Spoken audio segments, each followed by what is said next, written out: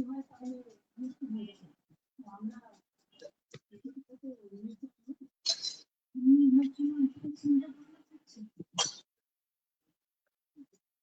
দর্শক, এই মুহূর্তে যারা দেশে কিংবা প্রবাসী বসে নবীনগরের আজকে নতুন আরেকটি ভার্চুয়াল আড্ডায় সংযুক্ত হয়েছেন। আমি গৌরাঙ্গ দেবনাথ অপু, এডিটর নবীনগরের কথা। বরাবরের মতো আপনাদেরকে শান্তকালীন নতুন এই ভার্চুয়াল আড্ডায় প্রীতি এবং শুভেচ্ছা জানাচ্ছি। আজ 9 জুলাই 2026, নবীনগরের কথার আজ 455 পর্ব, অর্থাৎ ইতিমধ্যে আমরা 454টি পর্ব শেষ করেছি এবং দেখতে দেখতে 5 বছর অতিক্রম করে আমরা 6 বছরে উন্নীত হয়েছি। মুক্তিযুদ্ধের চেতনায় নবীনগরের প্রতিচ্ছবি এমন একটি মূল মন্ত্রকে আমরা হৃদয়ে ধারণ করে এই পথ চলতে শুরু করেছিলাম প্রায় 5.25 বছর আগে। এরই মধ্যে আমরা আজকে 454টি পর্ব শেষ করে 455 পর্বের আজকের এই বিশেষ আয়োজনে আপনাদেরকে ওয়ান্স এগেন স্পেশালি থ্যাঙ্কস এবং সাধুবাদ জানিয়ে শুরু করতে যাচ্ছি আজকের মূল অনুষ্ঠান। আপনারা যারা নিয়মিত আমাদের এই আড্ডা অনুষ্ঠানগুলি দেখেন এবং আমাকে যারা ফলো করেন, আপনারা জানেন যে সমসাময়িক ঘটনার উপরে আমরা সবচেয়ে বেশি অনুষ্ঠান করে থাকি। আজকের বিষয়বস্তু হচ্ছে উচ্ছেদের নামে বারবার কেন বাংলা বাজারকে টার্গেট করা হচ্ছে। আমি আবারও বলছি, আজকের বিষয়বস্তু হচ্ছে উচ্ছেদের নামে বারবার কেন নবীনগরের বাংলা বাজারটিকে ধ্বংস করার লক্ষ্যে টার্গেট করা হচ্ছে। গত পরশু এই টকশোটি হওয়ার কথা ছিল, কিন্তু দর্শকদের বিশেষ পরামর্শে ওই দিন রাতে আর্জেন্টিনার খেলা থাকবার কারণে সেটি আমরা করতে পারিনি। গতকাল এটি প্রচার হওয়ার কথা ছিল, কিন্তু গতকালও আমার আপন ছোট ভাই নিতাই দেবনাথ শারীরিকভাবে অসুস্থ হয়ে পড়ায় তাকে আমি গতকাল সকালে ঢাকা নিয়ে যাই এবং রাত মধ্যরাতে আমরা ঢাকা থেকে ফিরি, যে কারণে আসলে এই টকশোটি করা হয়। তাই আজকে তৃতীয় দিন, অর্থাৎ 455 পর্বের এই টকশোটি আজকে আমরা করার মনস্থ করেছি এবং সেটি সন্ধ্যাবেলায় আমি আমার ফেসবুক প্রোফাইলে সেটি প্রচার করেছিলাম। প্রিয় দর্শক, আমি আরেকবার বলে দিচ্ছি, আপনারা অনেকেই জানেন এবং আমার ধারণা সকলেই জানেন যে নবীনগরের সর্বশেষ দক্ষিণাঞ্চলের সীমান্তবর্তী জিনতপুর ইউনিয়নের যে প্রসিদ্ধ এবং অত্যন্ত জমজমাটপূর্ণ একটি বাজার রয়েছে, সেটি হচ্ছে উত্তর বাঙ্গুরা কিংবা মালাই বাঙ্গুরা কিংবা সবাই আমরা এক নামে ডাকি বাঙ্গুরা বাজার। যদিও মুরাদনগরের এই সড়কেই দক্ষিণ বাঙ্গুরা নামে আরেকটি বাজার রয়েছে, সে কারণে অনেকেই মনে করেন যে আসলে দক্ষিণ বাঙ্গুরা এবং উত্তর বাঙ্গুরা দুটোকে সিমিলার করে ফেলে। কিন্তু পরিষ্কারভাবে আমরা বলতে চাই, এটি নবীনগর উপজেলার দক্ষিণ সীমান্তের শেষ যে জায়গাটি, একটি সেতুর এ পাশে হচ্ছে বাঙ্গুরা, ও পাশে হচ্ছে গাজীরহাট। গাজীরহাট পড়েছে মুরাদনগর এবং বাঙ্গুরা পড়েছে আমাদের নবীনগর থানায়, ব্রাহ্মণবাড়িয়া জেলায় যেটি অবস্থিত। সেই বাজারটিকে গত 6 জুলাই অর্থাৎ পরশুদিন সোমবার উচ্ছেদের নাম এই বাজারটিকে রীতিমতো ধ্বংস করে দেওয়া হয়েছে। কিন্তু বিষয়টি হচ্ছে সড়ক ও জনপদ বিভাগ, যেটি সংক্ষেপে সওজ, সেই সড়ক ও জনপদ বিভাগের দুপাশে যে জায়গা রয়েছে তাদের আসলে জায়গাতে অবৈধভাবে যে দোকানপাট গুলো তোলা হয়েছিল, মূলত সেগুলোই সড়ক ও জনপদ বিভাগ জেলা প্রশাসনের সহযোগিতায় সেগুলো উচ্ছেদ করে। কিন্তু নবীনগরবাসী, বাঙ্গুরাবাসী তথা সচেতনবাসীর প্রশ্ন হচ্ছে, এই অবৈধ জায়গা দখলের মুক্তের নামে বারবার কেন বাংলাকে টার্গেট করা হচ্ছে। অর্থাৎ তাদের কথা হচ্ছে বা তাদের যুক্তি হচ্ছে, নবীনগর থেকে কোম্পানিগঞ্জ পর্যন্ত প্রায় 25 থেকে 30টি যে বাজার রয়েছে, তার প্রত্যেকটি বাজারের দুপাশে সড়ক ও জনপদ বিভাগের জায়গা দখল করে শত শত দোকানপাট নির্মিত হয়ে আসছে। সেই 1971-এর মুক্তিযুদ্ধের মাধ্যমে দেশ স্বাধীন হওয়ার পর গত 55 বছর ধরে সেই সমস্ত বাজারগুলি নিয়ে সড়ক ও জনপদ বিভাগ কিংবা জেলা প্রশাসনের কোনো মাথা ব্যথা নেই। এই সমস্ত বিষয় নিয়ে তাদেরকে কখনো কোনো বাজারে উচ্ছেদ অভিযান করতে দেখা যায় না। জনগণের অভিযোগ, বাঙ্গুরাবাসীর অভিযোগ, নবীনগরবাসীর সুস্পষ্ট অভিযোগ, বারবার কেন বাঙ্গুরা বাজারটিকে টার্গেট করে প্রশাসন সংশ্লিষ্ট দপ্তরের লোকগুলো। অভিযোগ রয়েছে তারা বারবার ম্যানেজ হয়ে এই বাজারটিকে ধ্বংস করেন এবং ধ্বংসের পর কিছুদিন পরে আবার বাজারটিকে যেভাবে উচ্ছেদ করা হয় ঠিক সেভাবে আবার নতুন করে গড়ে তোলবার একটি ব্যবস্থা করে দেওয়া হয়।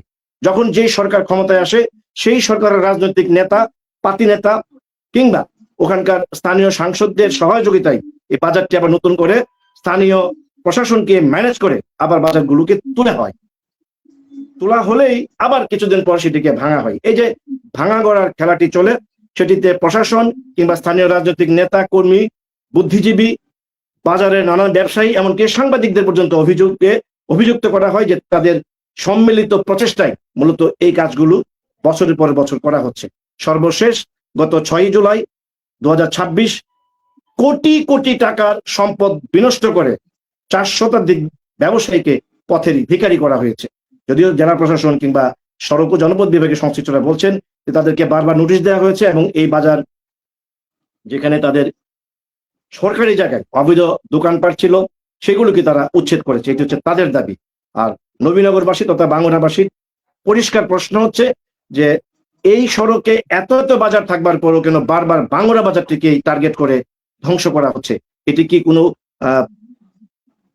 চক্রান্ত, নাকি পরিকল্পিতভাবে বাজারটিকে ধ্বংস করে পাশের কোনো বাজারকে আসলে সুপ্রতিষ্ঠিত করাই হচ্ছে এদের লক্ষ্য, যে কারণে নানা মানুষ, নানা প্রশাসন, নানা জনকে নানাভাবে ম্যানেজ করে এই বাজারটি গত কয়েক বছরে 3-3বার ধ্বংস করা হয়েছে। আমাদের আজকের বিষয় হচ্ছে উচ্ছেদের নামে বারবার কেন এই প্রসিদ্ধ এবং জমজমাট পূর্ণ এই বাংলা বাজারটিকে ধ্বংস করা হচ্ছে, এর পেছনে মূলত কারা জড়িত, তাদের স্বরূপ আমরা উন্মোচন করতে চাই। এই বিষয়ের আলোকে আজকে যারা কথা বলবেন তারা আমাদের সঙ্গে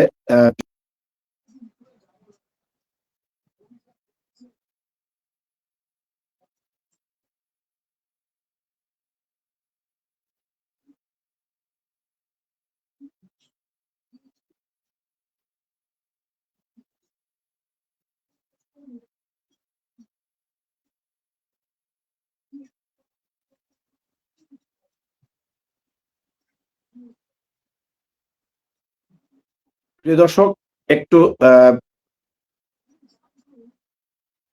ল্যাপটপের ত্রুটি হচ্ছে, আমি একটু সময় নিচ্ছি। হ্যাঁ, দেখতে পাচ্ছি আমাদের সঙ্গে ইতিমধ্যে 3 জন যুক্ত হয়েছেন। সবার উপরে দেখতে পাচ্ছি যুক্ত হয়েছেন নারায়ণগঞ্জ থেকে সিনিয়র সাংবাদিক সুভাষ সাহা, যার বাড়ি নবীনগরের বিটঘর, কিন্তু তিনি দীর্ঘদিন যাবৎ নারায়ণগঞ্জেই বসবাস করছেন। তিনি বর্তমানে সবচেয়ে আলোচিত যেই দৈনিক কালের কণ্ঠের সেখানকার নারায়ণগঞ্জ জেলা প্রতিনিধি হিসেবে দায়িত্বরত আছেন মাল্টিমিডিয়ায়। আমরা তাকে স্বাগত জানাচ্ছি। এবং নিচে দেখতে পাচ্ছি 2 জন যুক্ত হয়েছেন, একজন প্রফেসর মোহাম্মদ ইউনুস মোল্লা, যার বাড়ি হচ্ছে বাংলাতে। তিনি ডেমরা বিশ্ববিদ্যালয় কলেজ থেকে 2020 সালে অবসর নিয়েছেন এবং নবীনগরের যে কোনো বিষয়ে অত্যন্ত সুচারুরূপে তীক্ষ্ণ নজর রাখেন এবং সে সমস্ত বিষয়ে তিনি তার যৌক্তিক শানিত কথাবার্তা তুলে ধরেন। নবীনগরের কথায় বহুবার এসছেন। স্যার, আপনাকে স্বাগত জানাচ্ছি। এবং সবশেষে দেখতে পাচ্ছি বাংলা থেকে আরেকজন যুক্ত হয়েছেন, তিনি অরুণ পলাশ, যিনি একজন সমাজকর্মী এবং একজন রাজনৈতিক কর্মী। আরো বোধহয় সম্ভবত 2 জন যুক্ত হয়েছেন, আমি তাদেরকে নিয়ে নিচ্ছি।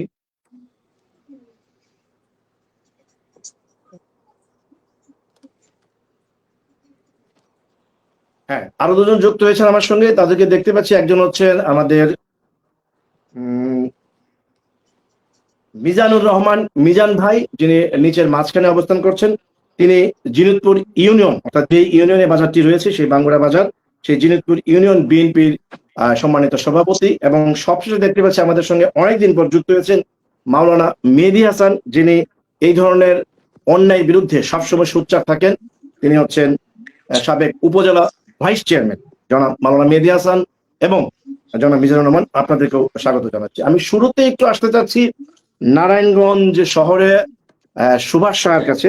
তাকে প্রথমে নেওয়ার মূল কারণটি হচ্ছে কাকতালীয় ভাবে যেদিন বাজারটিকে ধ্বংস করা হয় উচ্ছেদের নামে, সেদিন তিনি একটি বিটঘরে দানবীর মহেশচন্দ্র ভট্টাচার্যের উপর একটি অ্যাসাইনমেন্ট নিয়ে, অর্থাৎ কালের কণ্ঠ থেকে তাকে একটি অ্যাসাইনমেন্ট দেওয়া হয় মহেশচন্দ্র ভট্টাচার্যের উপর একটি ডকুমেন্টারি নির্মাণের জন্য।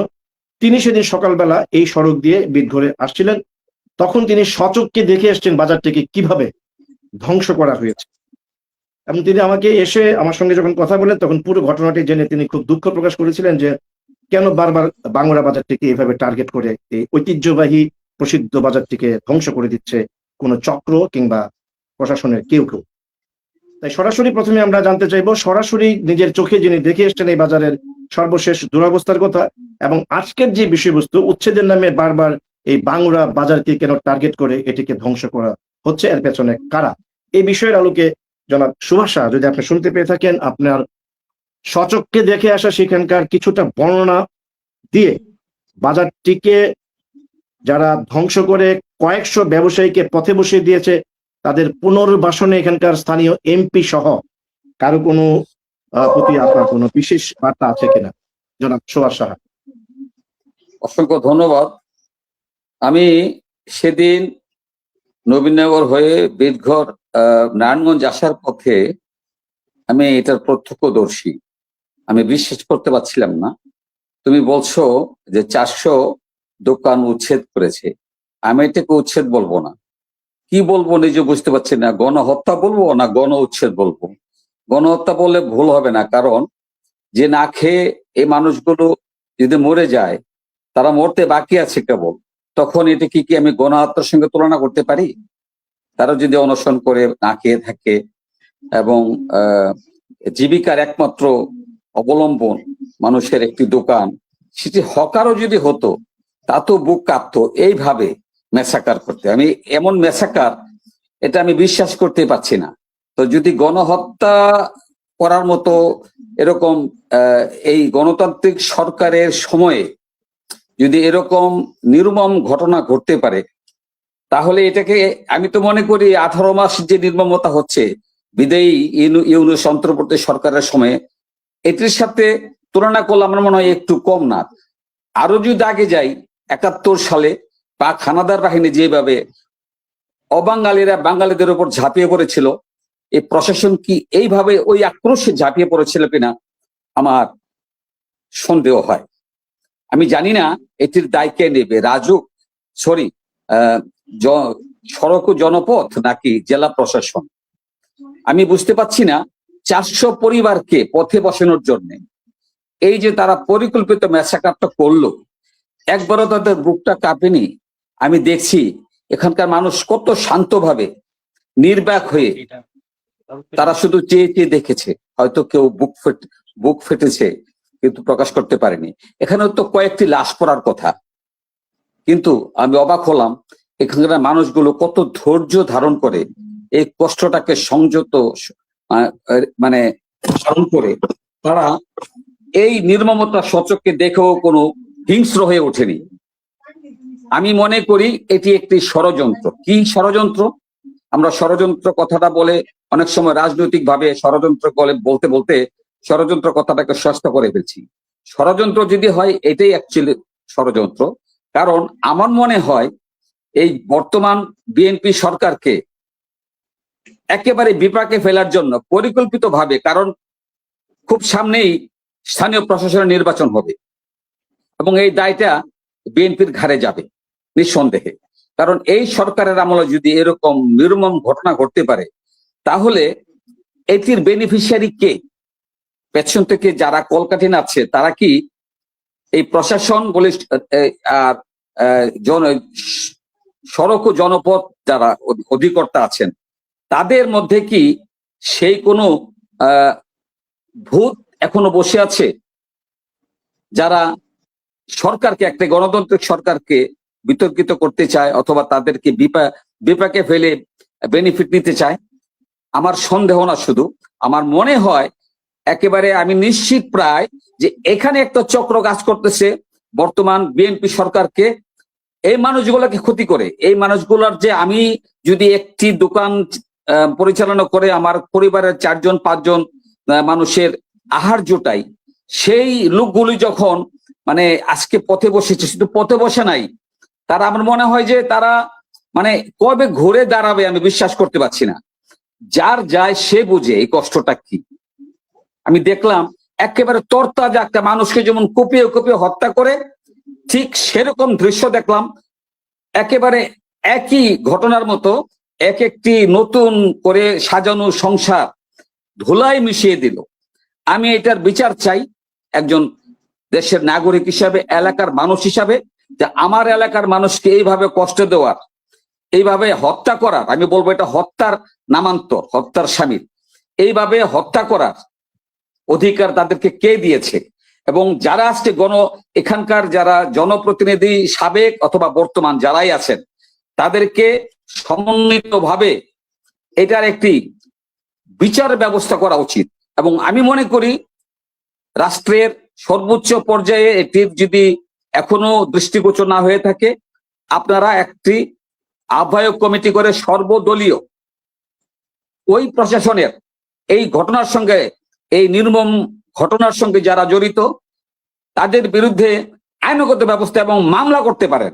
কারণ তারা আইনের দোহাই দিয়ে যদি এই কাজটি করতে পারে, যদি তাই হয়, তাইলে এই যে আমাদের এই আনাচে কানাচে জেলা শহরে, উপজেলা শহরে, থানা শহরে যে অবৈধ অটোরিকশা রাস্তাঘাটকে জ্যামের মধ্যে রেখে মানুষের দুর্ভোগের কারণ হয়ে দাঁড়িয়েছে, তাদের ব্যাপারে তাদের কোনো উচ্চারণ নাই, রা নাই।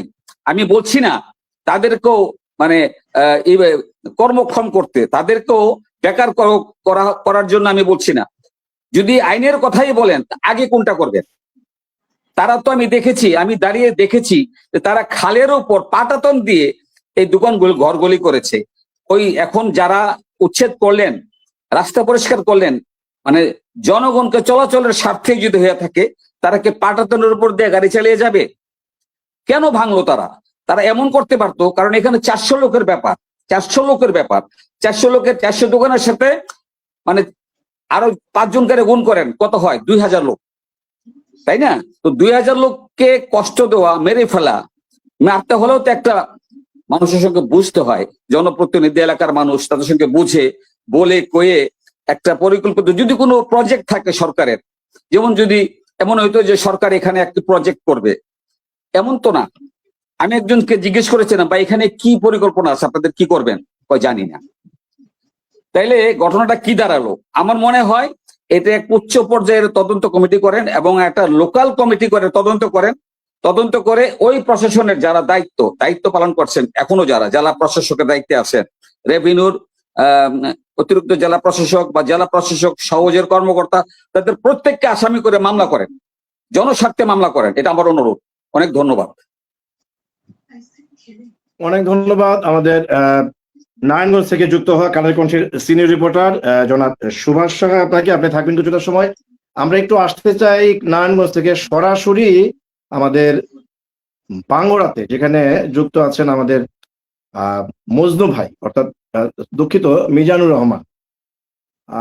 মিজান ভাই হচ্ছে বাঙ্গুরা যেই ইউনিয়নে বাজারটি অবস্থিত, সেই জিনুতপুর ইউনিয়ন বিএনপির সভাপতি। মিজান ভাই, আপনি যদি শুনতে পেয়ে থাকেন, আজকে অনেকেই যুক্ত হয়েছেন এবং আরো যুক্ত হবেন, অনেকেই ব্যাকস্টেজে আছেন, তাদেরকে আমরা যুক্ত করব এবং অবশ্যই তারা তাদের সুচিন্তিত মতামত দেবেন। সুভাষ শাহ যেটি বলছিলেন যে প্রশাসনের বিরুদ্ধে একটি প্রয়োজনে প্রশাসন সহ যারা এই চক্রের সঙ্গে জড়িত তাদের বিরুদ্ধে প্রয়োজনে মামলা করবার জন্য একটি বিষয় কিন্তু পরিষ্কার আমাদের আলোচকদের জানতে হবে, বুঝতে হবে, সেটি হচ্ছে এটি অবৈধ জায়গা যেখানে দোকানগুলি ছিল, এটি কিন্তু ধ্রুব সত্য। অর্থাৎ সড়ক ও জনপদ বিভাগের এই দুই পাশের জায়গা যে খালি করা হয়েছে 400 দোকানের বেশি, এটি কিন্তু সরকারি জায়গায় এই দোকানগুলো ছিল এবং সরকারি সংশ্লিষ্ট ব্যক্তিরা কিন্তু বারবার উচ্ছেদের নোটিশ দিয়েছেন এবং সর্বশেষ তাদেরকে বলা হয়েছিল 6 তারিখের মধ্যে সব দোকানপাট নিজেরা সরিয়ে নিতে, এবং তারা 6 তারিখ সকাল 10টা থেকে এই উচ্ছেদ অভিযানটি শুরু করবেন এবং নোটিশ দিয়ে কিন্তু তারা অভিযানটি করেছেন। অভিযান নিয়ে আমাদের কোনো কথা নেই এবং আমরা বারবারই বলেছি এই ধরনের অবৈধ দোকান যারা করেন তাদের বিরুদ্ধে আমরা গণমাধ্যম কর্মীরা সবসময় সোচ্চার ছিলাম, আছি এবং থাকবো। আজকের বিষয়বস্তুর প্রশ্ন যে হচ্ছে পরিষ্কার, এই উচ্ছেদের নামে বারবার বাঙ্গুরা বাজারটিকে কেন টার্গেট করা হচ্ছে? বাঙ্গুরার পাশে আছে না গাজীরহাট, আছে না ভোলাচং, আছে না ইব্রাহিমপুর, আছে না জিনতপুর, আছে না আপনার বটতলী, এখানে কোম্পানিগঞ্জ পর্যন্ত কমপক্ষে 20 থেকে 30টি বাজার রয়েছে। প্রত্যেকটি বাজারের দুপাশে কিন্তু সড়ক ও জনপদ বিভাগের জায়গা দখল করে কিন্তু শত শত দোকানপাট নির্মিত হয়ে আসছে এবং এখনো তারা দাঁড়িয়ে আছে, তারা ব্যবসা করছে। কই, তাদেরকে নিয়ে তো একটি উচ্ছেদ নোটিশ দেওয়া হয় না? এই কয়েক বছরে 3 বার কেন বাঙ্গুরা বাজারটিকে ভাঙা হলো? ভালো কথা, বাঙ্গুরা বাজার ভেঙেছেন, এটিকে আবার কেন আপনারা বলছেন যে যানজটের জন্য আমাদের জায়গাগুলি খালি করা হয়েছে, যেন এখানে কোনো দোকানপাট নির্মাণ করতে না দেয়া হয়? তাহলে প্রশ্ন আসতে পারে, প্রশ্ন উঠেছে যে প্রশাসন আপনারা কি করেন? আপনারা কি বসে থাকেন, নাকি কোনো হালুয়া রুটির জন্য আপনারা চেয়ে থাকেন যে বাজারগুলি যখন খালি হয় তখন সেগুলিতে আপনাদের নিজস্ব পরিকল্পনা, চিন্তা, চেতনা, আপনাদের লোকগুলি সেখানে যায় না কেন? যখন বাজারগুলি আবার নতুন করে আবার তৈরি ঘরগুলি তোলা হয়। অভিযোগ আছে যে স্থানীয় যেই সরকার ক্ষমতায় থাকে সেই সরকারের যারা প্রতিনিধি থাকে, যারা নেতা থাকে, পাতি নেতা থাকে, তাদেরকে আবার ম্যানেজ করে, তাদেরকে আবার টাকা পয়সা দিয়ে আপনাদের সংশ্লিষ্ট প্রশাসনের সঙ্গে ম্যানেজ করে আবার ঘরগুলি তোলা হয়। আপনারা যদি তখন ঘরগুলি তুলতে বাধা দিতেন, তাহলে তো আজকে 400 ঘর তোলার কোনো সুযোগ ছিল না। আপনাদের জায়গাগুলি পরিষ্কার থাকলে যানজট এমনিতে মুক্ত থাকতো। প্রশ্ন হচ্ছে আপনারা বারবার বাঙ্গুরাকে কেন টার্গেট করেন? আমরা সেই কথাটি শুনবো বাঙ্গুরা বাজারের একজন প্রবীণ ব্যবসায়ী এবং বর্তমান সরকারের যিনি একজন নেতা, স্থানীয় জিনতপুর ইউনিয়নের সভাপতি জনাব মিজানুর রহমান মিজান ভাই। মিজান ভাই, আপনি যদি আমার কথা শুনতে পেয়ে থাকেন, আপনি আছেন কিনা জানি না। জি মিজান ভাই আছেন? জি জি আচ্ছা, আছি। আমার কথা কি শুনতে পাচ্ছেন? আপনার কাছে প্রশ্ন হচ্ছে, আপনার কাছে আমার পরিষ্কার প্রশ্ন হচ্ছে, আপনাদেরকে তো সড়ক জনপদ বিভাগ বারবার নোটিশ দিয়েছেন এই জায়গাটা পরিষ্কার করে দিয়ে যাওয়ার জন্য 6 তারিখের ভিতরে। 6 তারিখের ভিতরে আপনারা কেন এটি পরিষ্কার করেননি? কেন তারা এইভাবে 400 দোকান ভেঙে চুরমার করে দিল? সেখানে আপনি একজন বিএনপির স্থানীয় পর্যায়ের একজন বড় নেতা, আপনি বিএনপির সভাপতি, আপনার নেতা জনাব অ্যাডভোকেট এম এ মান্নান ভাই উপজেলা বিএনপির সভাপতি, ব্রাহ্মণবাড়িয়া জেলা বিএনপির প্রাক্তন কনভেনার, বর্তমান মাননীয় প্রধানমন্ত্রী জনাব তারেক রহমানের অত্যন্ত আস্থাভাজন একজন রাজনৈতিক নেতা জেলা পর্যায়ে, তার মতো একজন সজ্জন ভালো মানুষ, প্রভাবশালী মানুষ থাকবার পর কেন এই বাজারটিকে 3 মাস 6 মাস কিংবা 3 মিনিট সময় দেওয়া হলো না? তার মানে কি বিএনপি ব্যর্থ? বিএনপি কি আসলে আপনাদের কোনো পাওয়ার নেই? কি বলবেন বিএনপি একজন সভাপতি হয়ে, জনাব মিজানুর রহমান? জি, ধন্যবাদ জনাব গৌরাঙ্গ দেবনাথ ভাই। আসলে এটা আমাদের একটা দুর্ভাগ্য। বাঙ্গুরা বাজার একটা প্রবীণ বাজার। এই বাজারে অনেক ব্যবসায়ীরা দীর্ঘদিন যাবৎ ব্যবসা বাণিজ্য করে চলে আসছে, কিন্তু শুধুমাত্র বাঙ্গুরা বাজারের উপরেই একটা টার্গেট করে তারা বাঙ্গুরা বাজারটাই ভাঙতে হবে, বাঙ্গুরা বাজারটাই ভাঙতে হবে। এবং ইয়ার মধ্যে তারা যে নোটিশ দেয়, নোটিশের মধ্যে লেখে নবীনগর থেকে কোম্পানিগঞ্জে যে 18তম কিলোমিটার, এইখানে মোট হইল 29 কিলোমিটার। 29 কিলোমিটারের মধ্যে 18তম কিলোমিটার হইল বাঙ্গুরা বাজার। এই 18তম কিলোমিটার বাঙ্গুরা বাজারের অবৈধ স্থাপনা সরাই নিতে হবে। এখন যে কথাটা কিছুক্ষণ আগে নারায়ণগঞ্জ থেকে আমার এক ভাই যে কথাটা বলে গেছেন, যে তারা কিন্তু বারবার বাঙ্গুরা বাজারের এগেনিস্টে যেই তারা যে একটা ধ্বংসযজ্ঞ চালায়, যে একটা ধ্বংসযজ্ঞ, একটা হত্যাযজ্ঞের মতো। আজকে যে ফিলিস্তিনের অবস্থা, ইসরায়েল যে ফিলিস্তিনের অবস্থা করেছে, তার চেয়েও আরো নগণ্যতম অবস্থা বাঙ্গুরা বাজারের। আমরা অধ্যক্ষ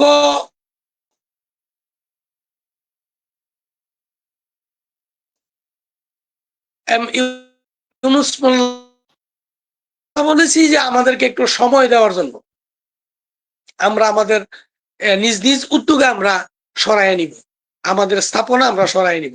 আমরা সবসময় বলি যে এটা কিন্তু আমাদের নিজস্ব জায়গা না, সরকারি জায়গা। সারা দেশে যদি সরকারি জায়গাতে ক্ষুদ্র ব্যবসায়ীরা কিছু করে, অস্থায়ী ভাবে কিছু করে, রুজি রোজগার করে, তাদের পরিবার পরিজন চালাইতে পারে, তাহলে আমরা কেন পারবো না? আমরা তো এখানে কোনো স্থায়ী স্থাপনা আমরা করি নাই। এখানে টিনের ছাপরা অথবা পলিথিনের ছাপরা দিয়ে বাঙ্গুরা বাজারের লোকজন, শুধু বাঙ্গুরা না, তথা এলাকার লোকজন, অন্তত 8 থেকে 10টি গ্রামের লোকজন, এখানে অনেকগুলি দোকান, হাজার হাজার লোকের কর্মসংস্থান। কিন্তু ডিসি মহোদয় আমাদেরকে কোনো ধরনের কোনো সভা দিতে রাজি না, আর এইটা ভেঙ্গেই ফেলবে। আজকে যে হাজার হাজার লোক বেকার হইল, আজকে মাননীয় ডিসি মহোদয় তাদের কি পুনর্বাসন দেখবেন না? দেখবেন। পাশাপাশি আরেকটা কথা বলবো মাননীয় ডিসি মহোদয়কে, আজকে যে বাঙ্গুরা বাজারের অবস্থা এসে দেখেন, আজকে কি যানজট। আমরা কিন্তু বাজার কমিটির পক্ষ থেকে আমরা প্রতিদিন 6 জন লোক 500 টাকা করে 3000 টাকা আমরা প্রতিদিন তাদেরকে দিয়ে রুটটাকে আমরা ক্লিয়ার রাখার জন্য আমরা কাজ করাইছি। এই টাকাগুলি কিন্তু যারা নাকি ওই হকার ছিল পাশে, তারা প্রতিজনে 10 টাকা করে দিত, কেউ 20 টাকা দিত। এইভাবে টাকা দিয়া লোকগুলি রাখা হয়েছিল যানজট ক্লিয়ারের জন্য। এখন এই টাকা, এই যানজট কে ক্লিয়ার করবে? আমি আপনাদের মাধ্যমে মাননীয় ডিসি মহোদয়কে অনুরোধ করব, আপনি লোক পাঠান, আপনি আপনার ফোর্স পাঠান, আপনি আপনার লোক দিয়ে যানজট ক্লিয়ার করেন, জনগণকে শান্তিতে থাকতে দেন। আজকে জনগণ কিন্তু শান্তিতে নাই। যেমন ব্যবসা বাণিজ্য তাদের ধ্বংস করছেন, তাদের চলাচলের রাস্তাঘাট আজকে বন্ধ।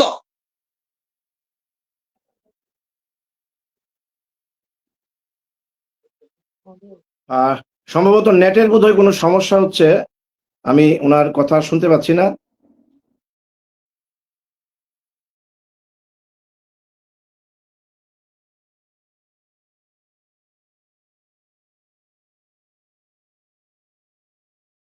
আমরা একটু আসতে চাই, আমাদের খুবই নেট বাফারিং।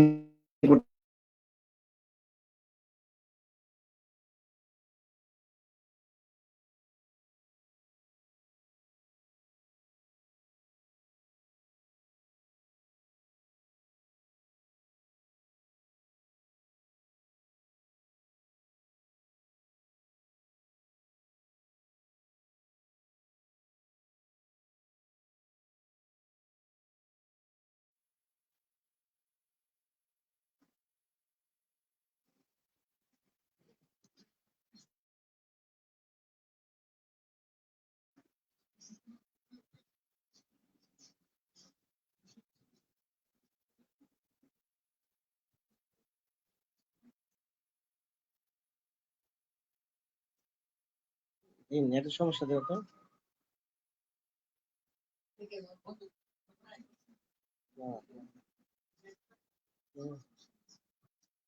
জায়গাতে সমস্যা মনে হয়, ওইখানে সমস্যা, ওইখানে সমস্যা না।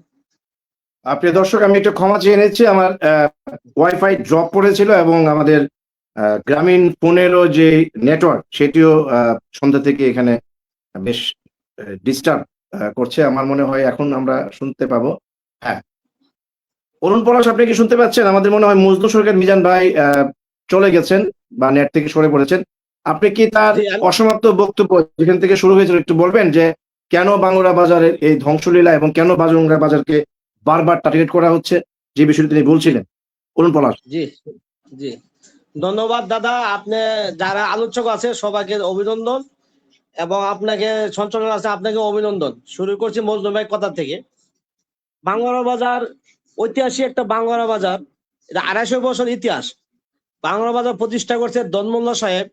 এটা বলিগড় বাজার থেকে ভেঙে বাংলা বাজারটা প্রতিষ্ঠা করছে প্রায় 250 বছর পূর্বে। তো এটা ঐতিহাসিক একটা বাংলা বাজার, আমরা এটা নিয়ে গর্ববোধ করি। আমি এই গ্রামের সন্তান, আমার বয়স 60 ঊর্ধ্বে।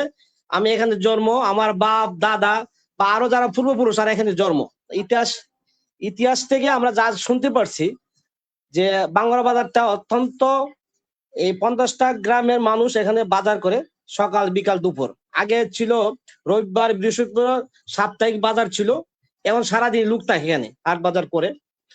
তো এখন বাংলা বাজার টাকা যে টার্গেট করছে, আপনি ভাঙার জন্য 3বার ভাঙছে। আপনি কিছুদিন পূর্বে দাদা আপনি একটা প্রতিবেদন করছিলেন বাংলা বাজার উপলক্ষে যানজট নিরসনের জন্য। আপনার প্রতিবেদন উপলক্ষে আমরা বাজার কমিটির উদ্যোগে এইটা আমরা এই যে কি বলে ইয়া করছি, যানজট নিরসন করছি। ফুটপাতে যে দোকান ছিল, দোকানগুলি আমরা সরাই দিয়েছি, ভিতরে নিয়ে গেছি, এদের পুনর্বাসন করছি। বাজার কমিটির নেতৃত্বে বাজার কমিটির সভাপতি মোহাম্মদ শামীম মিয়া অক্লান্ত পরিশ্রম করছে।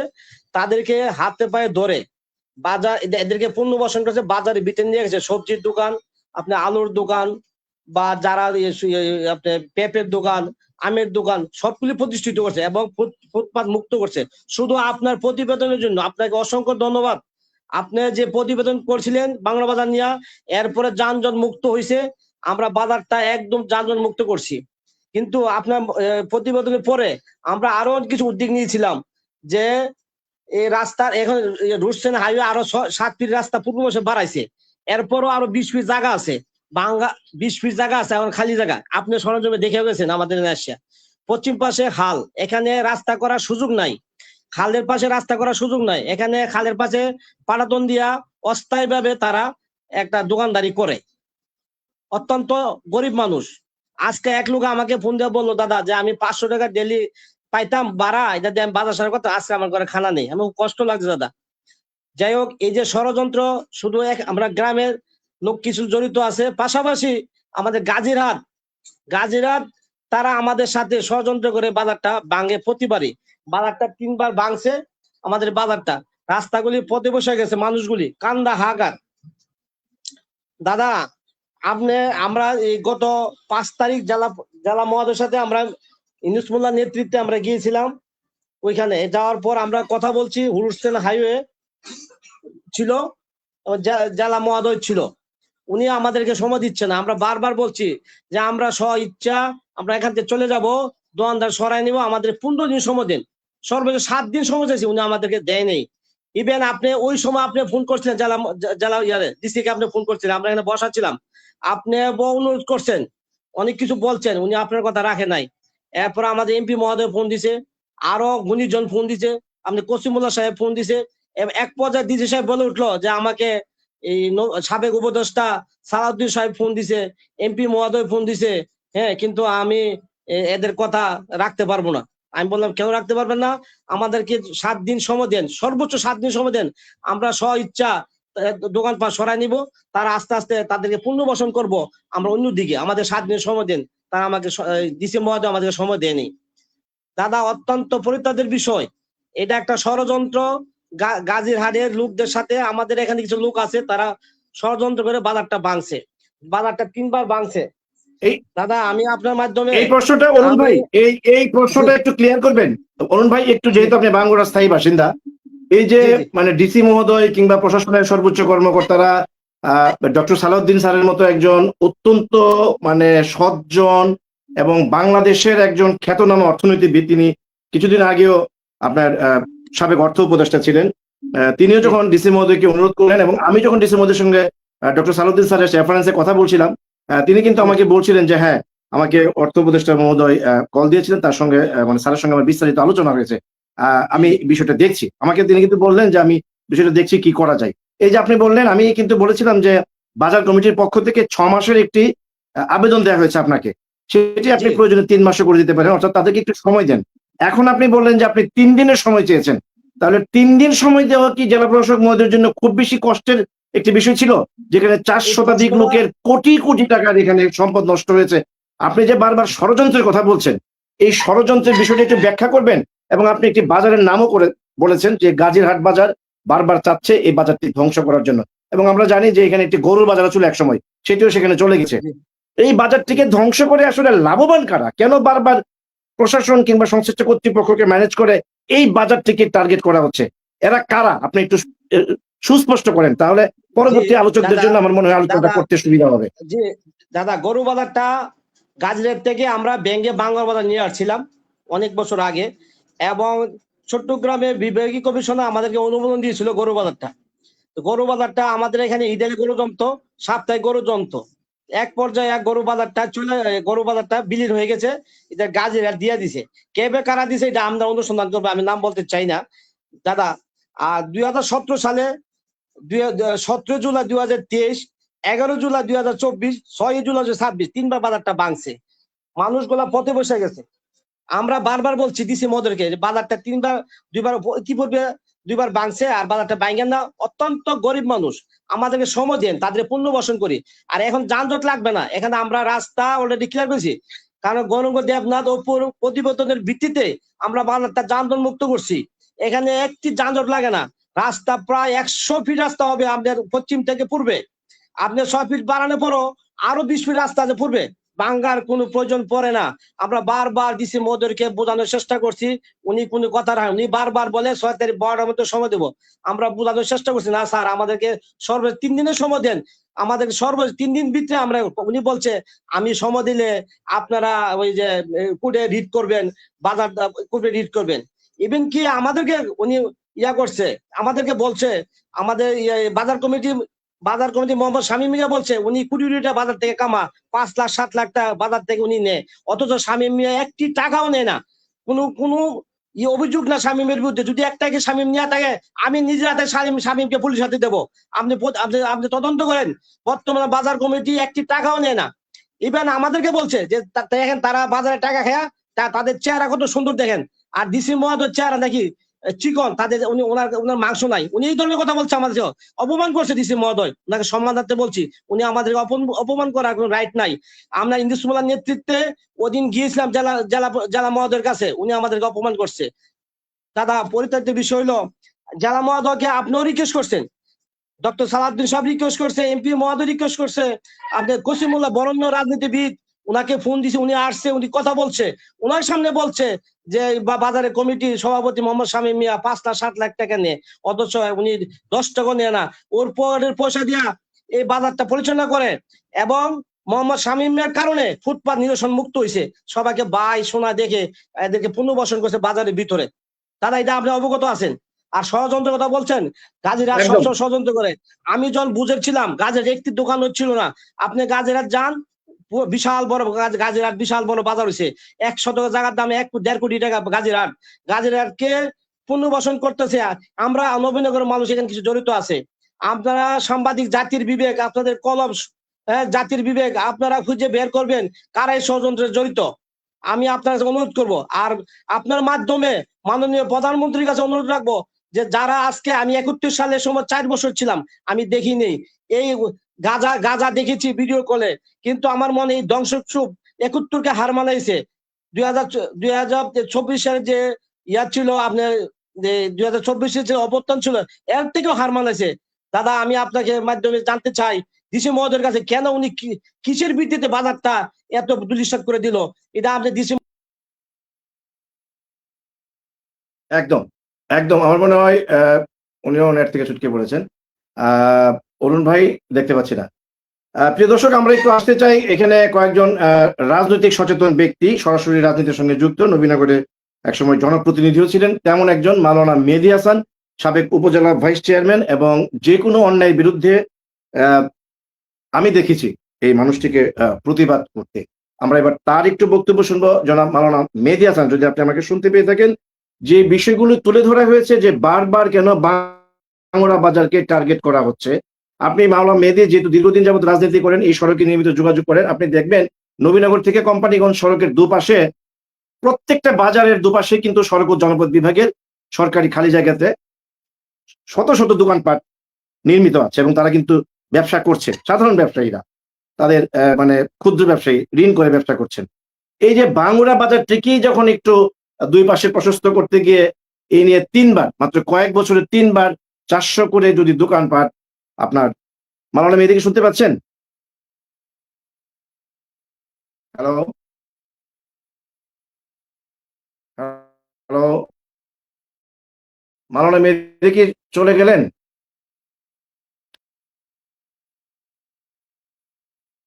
যাক, মাওলানা মেহেদীকে দেখতে পাচ্ছি না। যাক, আমাদের এখানে যুক্ত হয়েছেন আমাদের ঢাকা থেকে, এই ব্যাপার মাওলানা মেহেদী হঠাৎ করে অফ হয়ে গেলেন কেন? আচ্ছা, যাক, আমাদের সঙ্গে যুক্ত আছেন ঢাকার সুপ্রিম কোর্টের সিনিয়র আইনজীবী, অ্যাপিলেট ডিভিশনে যিনি কাজ করেন এবং নবীনগরের কথায় নিয়মিত যিনি আসেন, তিনি হচ্ছেন সাবেক সহকারী অ্যাটর্নি জেনারেল, নবীনগর প্রেস ক্লাবের প্রতিষ্ঠাকালীন সদস্য, আমাদের সাংবাদিকদের অভিভাবক, নবীনগরের অ্যাডভোকেট জাকারিয়া সরকার তসলিম। তসলিম ভাই, আমি এবার আপনার কাছ থেকে একটু বক্তব্য নিতে চাই বিষয়বস্তুর আলোকে। এই উচ্ছেদের নামে বারবার ভাঙ্গুড়া বাজারকে কেন টার্গেট করা হচ্ছে, কারা এর পেছনে দায়ী? মোটামুটি অরুণ সরকার পলাশ এর একটি সুবিস্তারে ব্যাখ্যা দিয়ে গেছেন। আপনিও এই রোড দিয়ে ঢাকা থেকে যখন আপনার বাড়িতে আসেন নবীনগরে, তখন এই সড়ক দিয়ে আসেন।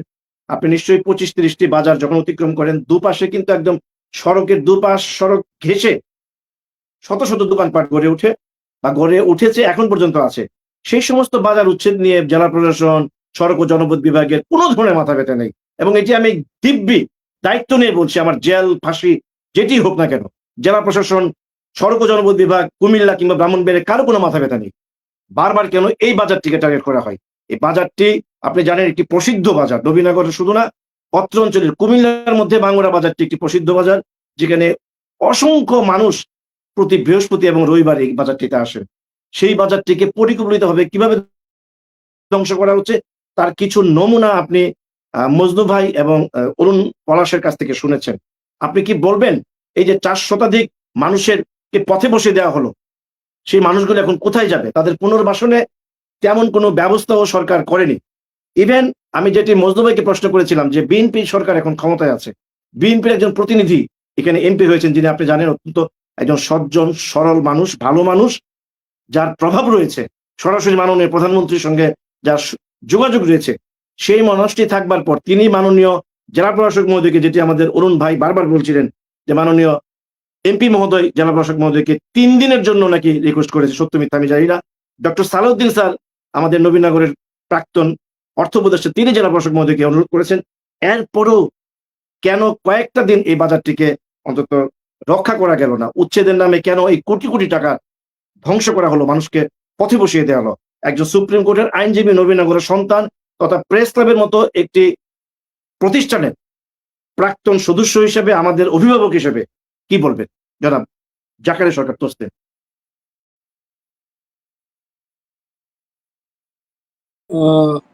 গৌরাঙ্গ দেবনাথ অপু, আজকের অনুষ্ঠানে যারা যুক্ত হয়েছেন, আমাদের শ্রদ্ধেয় বড় ভাই সুভাষ সাহা, শ্রদ্ধেয় বড় ভাই প্রফেসর ইনুস সাহেব এবং স্থানীয় এলাকার বিএনপি নেতা মিজান সাহেব এবং মেহেদী হাসান ও অরুণ পলাশ এবং স্নেহাস্পদ টিটু, প্রত্যেকেই নবীনগরের সম্পর্কে ওয়াকিবহাল। আজকে হৃদয়ের রক্তক্ষরণ গৌরাঙ্গ দেবনাথ অপুর মধ্য দিয়ে আমরা নবীনগর উপজেলা প্রতিটি ইউনিয়নে একটি করে বৃহৎ বাজার রয়েছে। আমাদের এই উপজেলা ব্রাহ্মণবাড়িয়া জেলার একটি শ্রেষ্ঠ উপজেলা। আমরা যখন কুমিল্লা হয়ে নবীনগরে প্রবেশ করি, নবীনগরের প্রবেশদ্বার হলো বাঙ্গরা। অর্থাৎ বাঙ্গরা প্রবেশ করতে গেলে আমরা কুমিল্লার মুরাদনগরের দেবিদ্বার হয়ে মুরাদনগর বাজার দিয়ে আমরা যখন বাঙ্গরায় আসি, তখন আমরা দেখতে পাই অর্থাৎ এখানে দুইটাও জেলার সংযোগস্থল। বাঙ্গরা বাজার হলো নবীনগর উপজেলার দক্ষিণ মানে ব্রাহ্মণবাড়িয়া জেলার শেষ অংশ, ঠিক তেমনি ভাবে মুরাদনগর উপজেলার দক্ষিণ বাঙ্গরা হলো মুরাদনগর মানে কুমিল্লার শেষ অংশ। অর্থাৎ দুইটি উপজেলার সংযোগস্থল হলো বাঙ্গরা। কিন্তু এই বাঙ্গরা প্রবেশের পূর্বে আমরা যেটা মুরাদনগর থেকে মুরাদনগর বাজার হয়ে যখন আসি, তখন আমরা তাদের এই উপজেলার অংশগুলা কিন্তু আমরা দুই সাইডে যে তাদের বাজারের উভয় পাশে কিন্তু দোকান রয়েছে, সেটা কিন্তু সরু পথ, দুইটা বাস কিন্তু একসাথে মুরাদনগর বাজার দিয়ে ক্রস করতে পারে না। তো ওখান থেকে যদি আমরা কষ্ট করে এসে যখন আমরা বাঙ্গরায় আসি, তখন দেখি যে আমরা নবীনগরের প্রবেশ পথে এই বাঙ্গরা বাজারটি হলো 200 থেকে 250 বৎসরের ইতিহাস, যেটা নবীনগরের ইতিহাস সমৃদ্ধ একটি বাজার, নবীনগরের ইতিহাসকে যেখানে সংরক্ষণ করে। ঠিক তেমনি ভাবে কোনো রাস্তাই তার কোনো ব্যক্তির নিজস্ব জায়গা না।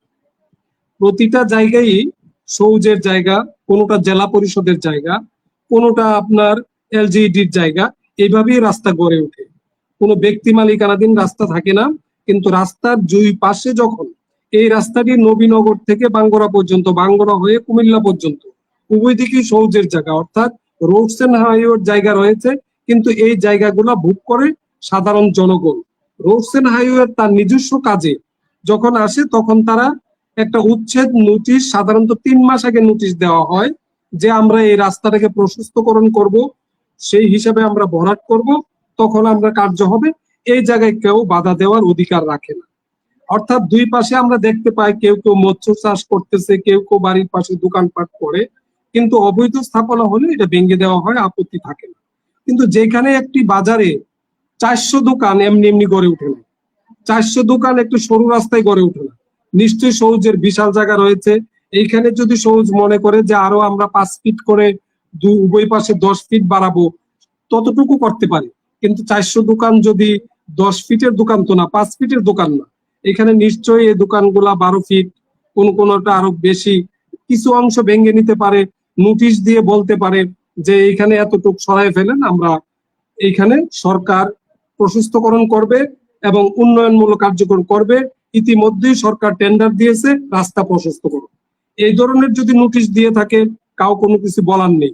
কিন্তু উদ্দেশ্যমূলক ভাবে একটা এলাকার জনগণ, এখানে দুইটা জেলার অস্তিত্বের প্রশ্ন, একটা ব্রাহ্মণবাড়িয়া জেলার নবীনগর উপজেলার দক্ষিণ দিকে যে নবীনগর উপজেলায় প্রবেশদ্বার বলে খ্যাত বাঙ্গরা একটি ঐতিহ্যবাহী বাজার, একটা বাজারকে ধ্বংস করে দিয়ে আরেকটা বাজারকে উন্নতি করার জন্য, একটা বাজারকে ধ্বংস করে একটা উপজেলাকে ধ্বংস করে এই উপজেলার জনগণকে পথে বসাই দিয়ে আরেকটা উপজেলার জনগণকে অবৈধভাবে জায়গা দেওয়ার এটা কোনো অধিকার এই ডিসি সাহেব রাখতে পারেন না। এই এলাকায় যেমন নোটিশ আসলে অপর এলাকায়ও আরেকটা কুমিল্লা জেলায়, যেমন কুমিল্লা জেলার একটি অংশ আর একটা ব্রাহ্মণবাড়িয়া জেলার অংশ। তো ব্রাহ্মণবাড়িয়া জেলার স্বার্থ সংরক্ষণ করবে ব্রাহ্মণবাড়িয়া জেলার জেলা প্রশাসন। উনি কাউকে রাস্তায় বসায় দেওয়ার অধিকার রাখেন না। ওনার হাত নিশ্চয়ই ডক্টর সালেউদ্দিন সাহেবের হাত চাইতে বড় না, ওনার হাত নিশ্চয়ই এমপি মহোদয়ের চাইতে বড় না, ওনার হাত নিশ্চয়ই একজন কচিমুল্লার সাথে ব্রাহ্মণবাড়িয়ার একজন খ্যাতনামা রাজনীতিবিদ, ব্রাহ্মণবাড়িয়ার একজন বয়োজ্যেষ্ঠ রাজনীতিবিদ, ব্রাহ্মণবাড়িয়া পৌর উপজেলার পৌরসভার প্রাক্তন চেয়ারম্যান এবং ব্রাহ্মণবাড়িয়া জেলার বিএনপির বিশিষ্ট নেতা যেখানে প্রশ্ন করেন, যেখানে সুপারিশ করেন, এই জায়গায় জেলা প্রশাসকের হাতটা এত বড় কেন? জেলা প্রশাসক জনগণের চাইতে বড় না। জনগণের জন্য উনি সার্ভিস দিবেন, জনগণের জন্য উনি সার্ভ করবেন, উনি হলেন পাবলিক সার্ভেন্ট। কাজী বাঙ্গরার জনগণ যদি খেপে যায়, নবীনগরের জনগণ যদি খেপে যায়, অরুণের কাছ থেকে যেটা আমরা শুনলাম, নবীনগরের যে যানজট নিরসনের জন্য যদি বাঙ্গরার জনগণ কাজ করেন, বাঙ্গরা বাজারের জনগণ কাজ করেন, তারা স্বেচ্ছাসেবী কার্যক্রম দেন, সেই জায়গায় যদি জনগণ ক্ষিপ্ত হয়ে আজকে যারা পথে বসেছে তারা যদি বাজারটি বন্ধ করে দেয়, রাস্তাঘাট বন্ধ করে দেয়, জেলা প্রশাসক আইসে কি এই রাস্তাটা রক্ষা করতে পারবে? জেলা প্রশাসক যানজট নিরসন করতে পারবে? কাজে জেলা প্রশাসক এই কাজটা মোটেও ভালো করেন নাই। জেলা প্রশাসক 3 মাসের নোটিশ দিতে হবে, নোটিশ দিয়ে তাদেরকে সরে যাওয়ার জন্য বলতে হবে। সেই সুযোগ না দিয়ে তাদেরকে সর্বশান্ত করার জন্য, তাদেরকে একবারে রাস্তায় বসায় দেওয়ার জন্য এটা কোনোভাবেই মানবিক কাজ করেন নাই, অমানবিক কাজ করেছেন। জেলা প্রশাসক যদি জনগণের সেবক হয়ে থাকেন তাহলে উনি নোটিশের মধ্যে অবশ্যই বলতে হবে তাদেরকে সরে যাওয়ার জন্য সুযোগ দিতে হবে। সুযোগ না দিয়ে আপনার এই কাজ করার অধিকার উনি রাখেন না। আপনি যেমন এইখানে সৌজের জায়গা, যে দিক দিয়ে রেল লাইন গিয়েছে দেখবেন রেল লাইনের 2 পাশে দেখবেন খাল খনন রয়েছে, এই খালের 2 পাশে বাড়িঘর রয়েছে, এটা ভোগ করে কিন্তু ওই বাড়ির পাশের সামনের লোকজন। কাজে ঠিক তেমনি ভাবে জেলা পরিষদের জায়গা যেখানে 2 পাশে বাড়ি থাকে, এই খালি জায়গাটা ভোগ করে ওইখানকার জনগণ। সেই হিসাবে বাঙ্গরা বাজার যেভাবে গড়ে উঠেছে সৌজের জায়গায়, এই জায়গায় নোটিশ দিয়ে তাদেরকে সরে যেতে হবে। নোটিশ না দিয়ে এইভাবে লক্ষ লক্ষ টাকা খরচ করে যারা দোকান করেছে তাদেরকে পথে বসে দেওয়ার অধিকার জেলা প্রশাসকের নাই। জেলা প্রশাসক অবশ্যই নোটিশ দিতে হবে। নোটিশ না দিয়ে থাকলে, যদি না দিয়ে থাকেন, উনি সম্পূর্ণ অমানবিক কাজ করেছেন। মানবিকতা প্রথম, অর্থাৎ হিউম্যানিটি বলতে কথা আছে। উনি যদি অমানবিক কাজ করেন, এইখানে এটার জন্য দায়ভার উনাকেই গ্রহণ করতে হবে। এই মানুষগুলা পথে বসে গেছে, এই মানুষগুলার যে লক্ষ লক্ষ টাকা খরচ করলো, 400 দোকান তো এমনি এমনি গড়ে উঠে নাই। তখন কি করলেন? এর আগে কি সৌজের লোক ছিল না? এর আগে কেন বাধা দিতে পারেন নাই? আর এই বাজারটা বারবার 3 বার ভাঙতে হবে কেন? 3 বার গড়ে উঠবে কেন? তাদের কি কোনো রাইট নাই? তাদের কোনো লিস্ট নাই? তাহলে তাদেরকে আপনার কারা তাদের ক্ষতিপূরণ কে দিবে? তাহলে আপনার যদি বলেন যে অবৈধভাবে তারা গড়ে উঠলো, তাহলে ঢাকা শহরে ফুটপাত নাই? যেখানে ক্যাপিটাল সিটিতে ফুটপাত আছে, একবার উঠায় দেয় আবার বসে, কিন্তু এইভাবে তা কাউকে ধ্বংস করে দেওয়া হয় না। কাজে সারা দেশে একই নিয়ম। রেলওয়ের জায়গা যেমন দখলদার আছে, সৌজের জায়গায় তেমন দখলদার আছে, জেলা পরিষদের জায়গায় দখলদার আছে, কিন্তু তাদেরকে নোটিশ দেওয়া হয়, একবার পুলিশ আসে আবার বসে। শুধু এমনি নয়, সারা বিশ্বের সকল জায়গায় ক্যাপিটাল সিটিতে আপনার একই অবস্থা। আমি সৌদি আরবে যখন উমরা হজে গিয়েছিলাম, আমরা হজ থেকে বের হয়ে, নামাজ থেকে বের হয়ে দেখি যে আপনার হকাররা বারবার দৌড়াচ্ছে আবার আসতেছে। দৌড়াই কেন? যে পুলিশ আসে। অর্থাৎ সারা বিশ্বেই ক্যাপিটাল সিটি গুলাতে, জনবহুল এলাকাগুলাতে এই ধরনের উচ্ছেদ অভিযান হয়, আবার বসে, কিন্তু এইভাবে পথে বসে দেওয়া হয় না। এটা জেলা প্রশাসকের এই ধরনের কার্যক্রমকে আমি একটু ষড়যন্ত্রমূলক বলবো। আর নতুবা এই জেলা প্রশাসক কার অধীনে? আমার জেলায় কি কোনো মন্ত্রী নাই? আমার জেলায় কি কোনো ধরনের রাজনৈতিক নেতা নাই? খালি উনি কি কুমিল্লা জেলার আদর্শ দেখার, কুমিল্লা জেলার স্বার্থ দেখার জন্য কি ব্রাহ্মণবাড়িয়া জেলা প্রশাসকের এত বড় পীড়িত কেন? উনি কি কারণে এই নোটিশ না দিয়ে এটা ভাঙতে যাবেন? উনি কি কারণে সালেউদ্দিন সাহেবকে অবহেলা করবেন? কি কারণে মাননীয় সংসদ সদস্যকে অবহেলা করবেন? কি কারণে কচিমুল্লাহকে অবহেলা করবেন? বাঙ্গরার জনগণ ক্ষিপ্ত হলে, নবীনগরের জনগণ ক্ষিপ্ত হলে, জেলা প্রশাসক সকল রাস্তা বন্ধ করে দিলে কুমিল্লা এবং ব্রাহ্মণবাড়িয়ার যোগাযোগ, তখন বুঝবেন আপনার কত দিনে কত চাল। তখন আপনার জেলা প্রশাসকেরই থাকে কিনা, ব্রাহ্মণবাড়িয়া আপনি থাকতে পারবেন কিনা। কাজে এই অশনি সংকেত আসার আগেই আমার মনে হয় যদি বাঙ্গরাবাদ যতটুকু হয়েছে ততটুকুর মধ্যে থাকা উচিত, বন্ধ কার্যক্রম বন্ধ করা উচিত, নতুবা নবীনগরের সকল জনগণ একত্রিত হয়ে তার জবাব দিবে। তখন ওই সালেউদ্দিন সাহেব এসে জেলা প্রশাসকের জন্য ওকালতি করবে না, মাননীয় এমপি মহোদয়ও পারবে না, এমপি মহোদয় জনগণের পাশেই আসবেন। কাজে তখন দেখা যাবে এই নবীনগরের জনগণ বড় না জনগণের সেবক জেলা প্রশাসক বড়। উনি সেবক হয়ে অসেবকমূলক কার্যক্রম করতেছেন, এটা আমরা কোনোভাবেই গ্রহণ করতে পারি না। আমার মনে হয় আজকের এই অনুষ্ঠানের পর ওনার বোধোদয় ঘটবে এবং এই কার্যক্রম বন্ধ করবে আমি মনে করি। আপনাদের সবাইকে ধন্যবাদ। অনেক ধন্যবাদ। সুপ্রিম কোর্টের সিনিয়র আইনজীবী, আমাদের নবীনগরের কৃতি সন্তান, নবীনগর প্রেস ক্লাবের প্রতিষ্ঠাকালীন সদস্য, আমাদের সাংবাদিকতার অভিভাবক এবং সর্বশেষ যিনি সহকারী অ্যাটর্নি জেনারেল ছিলেন। আপনার স্পষ্টবাদী বক্তব্যের মধ্য দিয়ে সুভাষ সাহার একটি প্রশ্ন আপনাকে সরাসরি ছুড়ে দেওয়ার আমার কেন যেন ইচ্ছে হচ্ছে।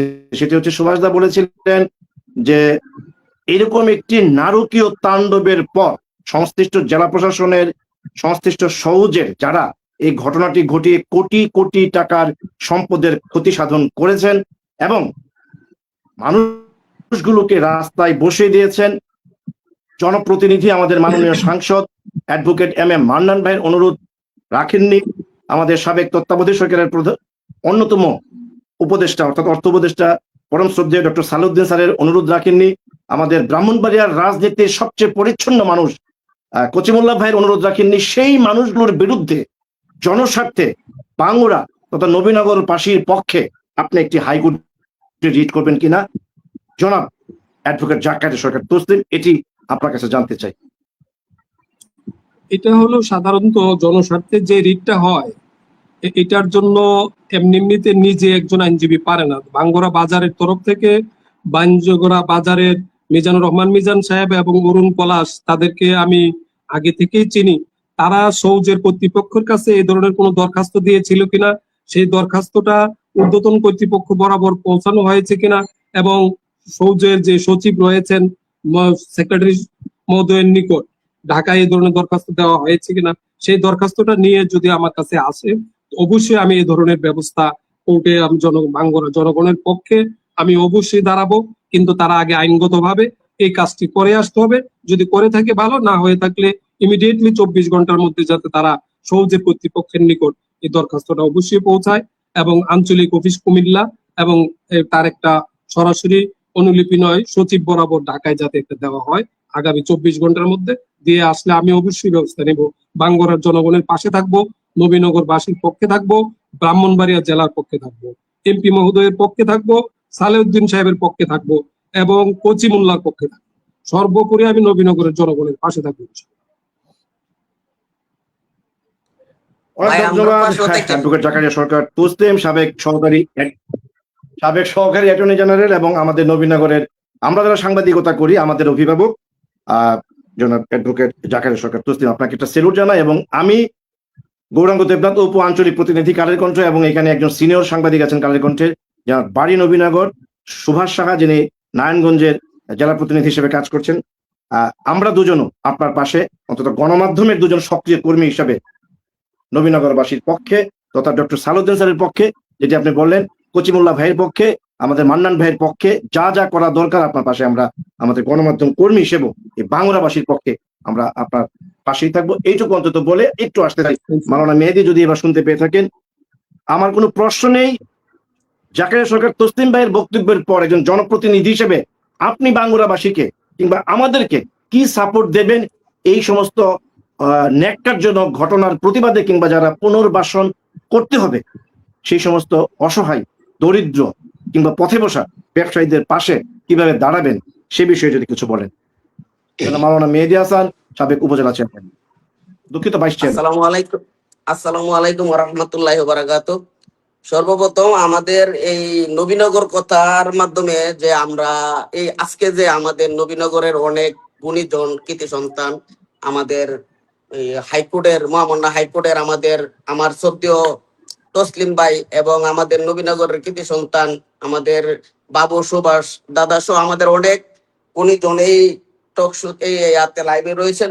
মানে সবচেয়ে বড় কথা হচ্ছে এই যে নবীনগর কথা, এই মাধ্যমটা গৌরাঙ্গ দেবনাথ অপুদা করার কারণে কিন্তু আজকে আমরা বাঙ্গরা বাজার এত বড় একটা নেককারজনক ঘটনাকে কেন্দ্র করে আমরা এখানে বসতে পারছি এবং এর মাধ্যমে আমরা এই বিষয়টা তুলে ধরতে পারতেছি। এই জন্য নবীনগর কথা এবং গৌরাঙ্গ দেবনাথ অপুদাকে অসংখ্য ধন্যবাদ এবং নবীনগরবাসীকে ধন্যবাদ। আসলে বিষয়টা হচ্ছে আমাদের বাংলাদেশের রাজনৈতিক বা রাষ্ট্রের যেই সরকার গঠন করে বাংলাদেশের প্রত্যেকটা এলাকায় ওই দলের নেতাকর্মীদের কাছে আধিপত্য ক্ষমতা যে সংস্কৃতি ওইটা চলে যায়।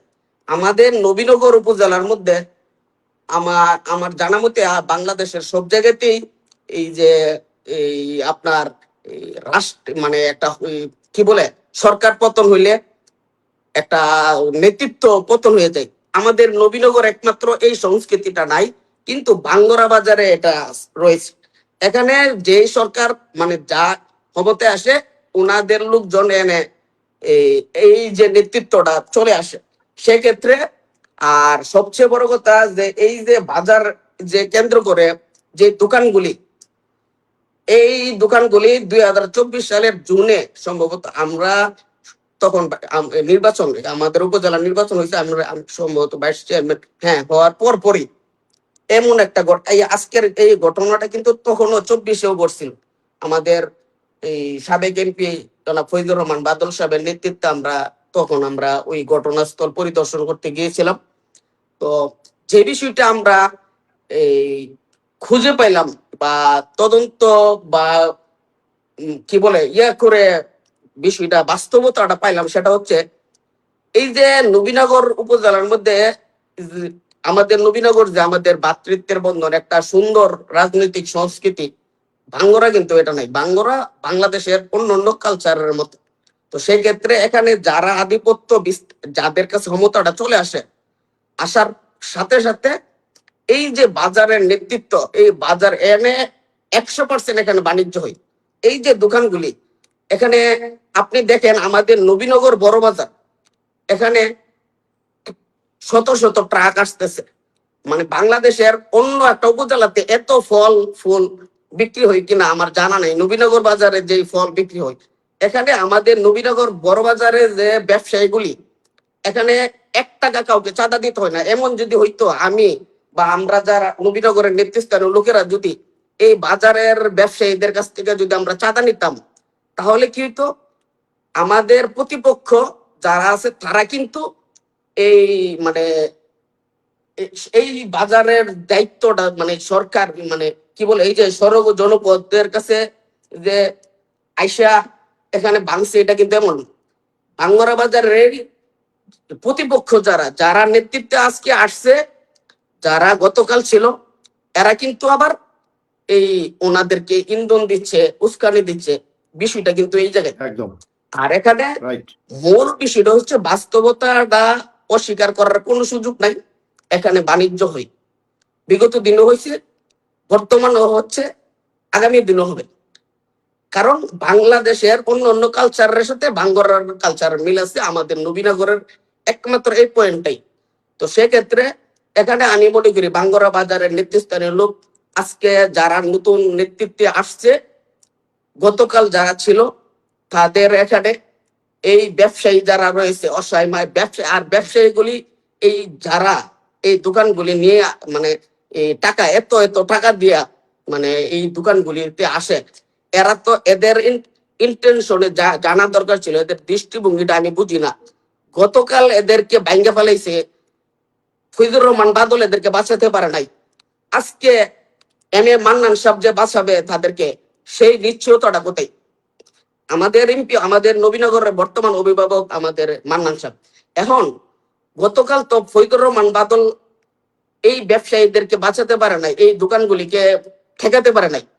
কোন নবীনগরের কোন ক্ষমতাবান ব্যক্তি, কোন মানে বড় যে আপনারা আজকে বলতেছেন সালাউদ্দিন স্যার চেষ্টা করতে পারে নাই, এটাই বাস্তবতা। কারণ এখানে আমাদের এই ওই বাঙ্গরার স্থানীয় নেতৃত্ব যারা আছে, এদের মধ্যে মানে এই বাজারটা ভাঙ্গুক, এই বাজার উচ্ছেদ হোক, এটা এদেরই লোকজন চাচ্ছে। সেক্ষেত্রে এই যে একটা নোংরা সংস্কৃতি বাঙ্গরাতে চালু হয়েছে, আমি মনে করি এতে আমাদের এই যারা ব্যবসায়ীরা রয়েছে তারা আজকে বলির পাঠা হচ্ছে, তারা আজকে এর কাছে যাচ্ছে, কালকে টাকা নিয়ে এর কাছে যাচ্ছে।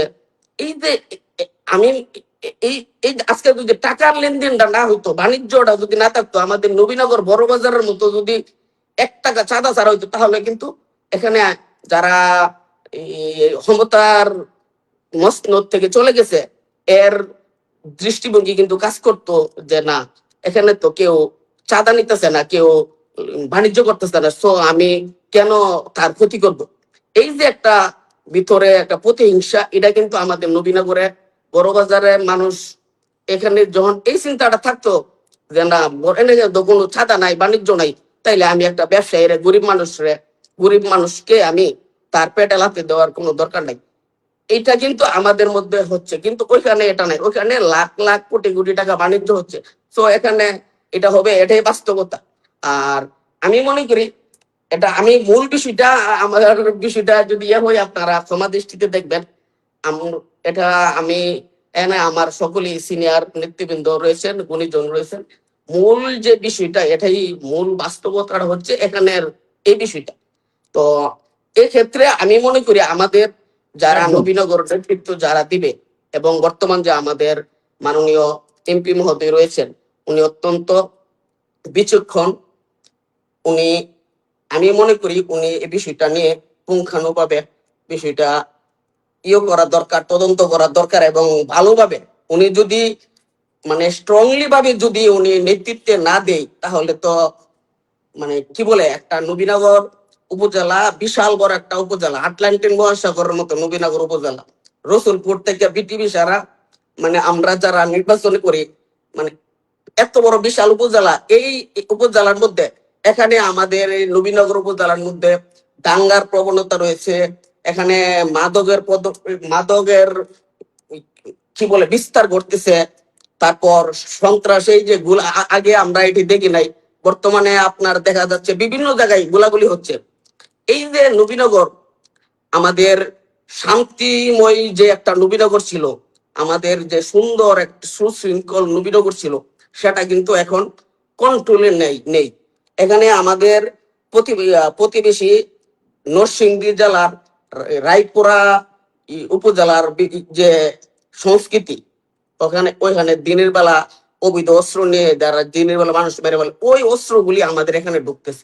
সো এখানে আমাদের, তারপর এই যে বালি যে উত্তোলন করা হয়, এখানে বিভিন্ন ক্রাইম হচ্ছে বড় ধরনের। মানে একটা পর্যায়ে নবীনগর কিন্তু আপনার আমাদের নবীনগরের যে কি বলে আমাদের আগের যে নবীনগর আমরা এই এই বিষয়গুলো জায়গাটা নিয়ে কিন্তু নাই। এই বিষয়গুলো নিয়ে আমরা আমি যেটা বুঝাইতে একটা চাচ্ছি প্রোগ্রাম করব। দাদা, আমাদের আমি বিষয়টা আমাদের মাননীয় এমপি মহোদয়, উনি বিচক্ষণ এবং আরো শক্ত হতে যোগ্যতা সম্পন্ন, সবই ঠিক আছে, কিন্তু আরো শক্ত হতে হবে।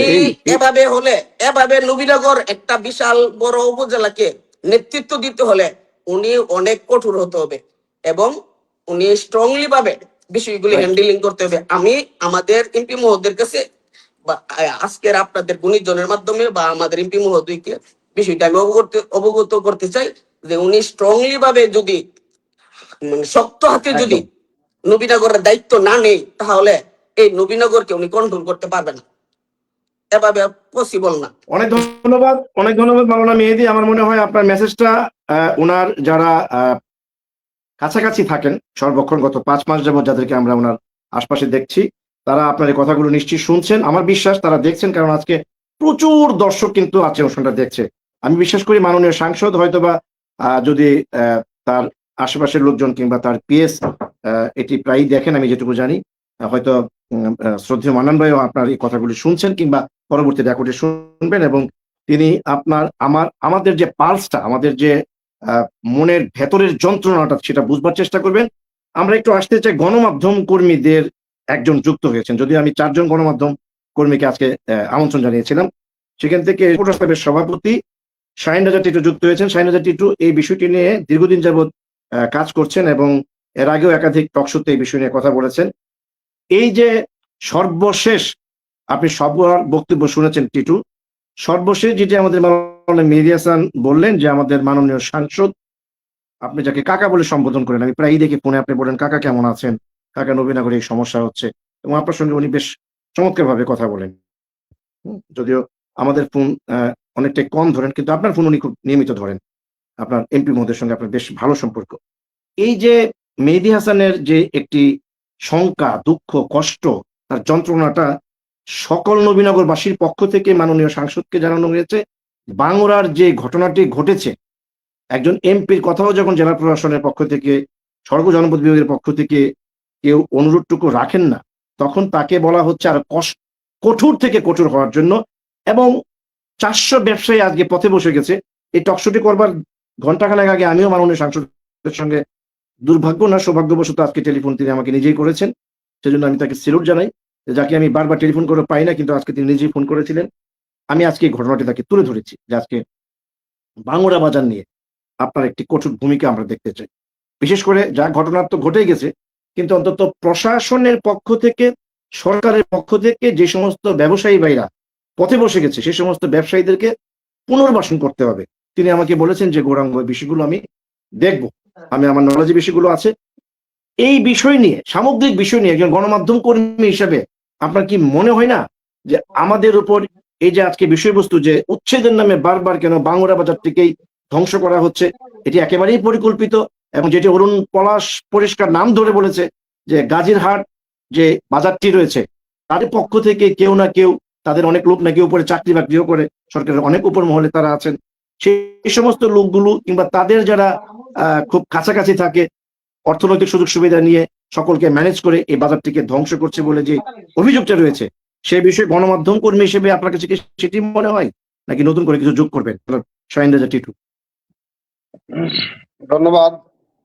নবীনগরের কথা আজকের এই গুরুত্বপূর্ণ টকশোর আয়োজনের জন্য নবীনগরের কথার সম্পাদক গৌরাঙ্গ দাকে।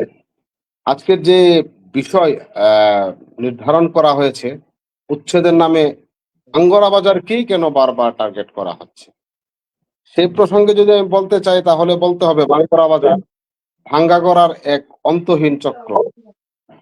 বাঙ্গরা বাজার যেন এক ভাঙ্গাগড়ার খেলার মাঠ। একদিকে প্রশাসনের উচ্ছেদ অভিযান, অন্যদিনে আবার কিছুদিনের ব্যবধানেও আবারও মাথা চারা দিয়ে আবার দোকানপাট নির্মাণ। ফলে প্রশ্ন অবশ্যই উঠতে পারে যে উচ্ছেদ অভিযানই কি সমাধান? আপনি টকশোর শুরুতে বলে রেখেছেন যে এই জায়গাটুকু কিন্তু বৈধ না, এটা সরকারি জায়গা, সেজন্য উচ্ছেদ অভিযান সরকারি জায়গা এবং ফুটপাত জনগণের চলাচলের স্থান দখল মুক্ত রাখা রাষ্ট্রের দায়িত্ব। কিন্তু উচ্ছেদের পর যদি একই জায়গায় আবার স্থাপনা গড়ে ওঠে, তবে স্পষ্টই বোঝা যায় সমস্যার শিকড়ে এখনো হাত পড়ে নাই। নবীনগর কোম্পানিগঞ্জ সড়কে প্রায় 20-30টি বাজার রয়েছে,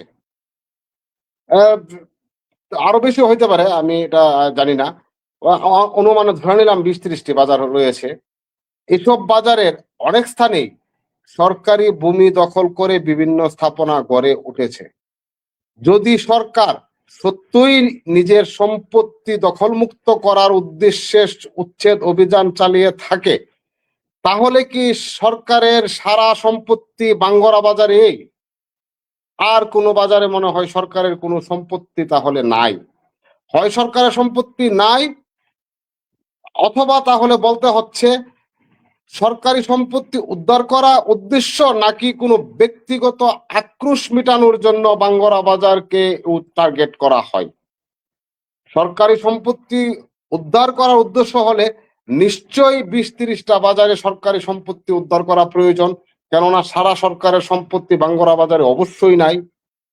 আর যদি ব্যক্তিগত আক্রোশ মেটানোর জন্য তাহলে করে থাকে, তাহলে আমি অবশ্যই বলবো এই বৈষম্য যখন প্রচলিত থাকবে, তাহলে উচ্ছেদ অভিযান অবশ্যই স্থায়ী হবে না। আমার বাড়ি ভেঙে দিবেন, আমার পাশে আপনার বিশাল অট্টালিকা বীর দর্পে দাঁড়িয়ে আছে বছরের পর বছর, 50 বছর, 60 বছর, 70 বছর যাবত, তাহলে আমি কেন ওই জায়গাটা আবার দখল করব না? এটা স্বাভাবিক। এটা উচ্ছেদের অভিযান, আমার মনে হয় এই উচ্ছেদের মূল উদ্দেশ্য নিয়ে প্রশ্ন উঠেছে, সব বাজারে কেন একইভাবে আইন প্রয়োগ করা হচ্ছে না? সুতরাং আমি বলবো,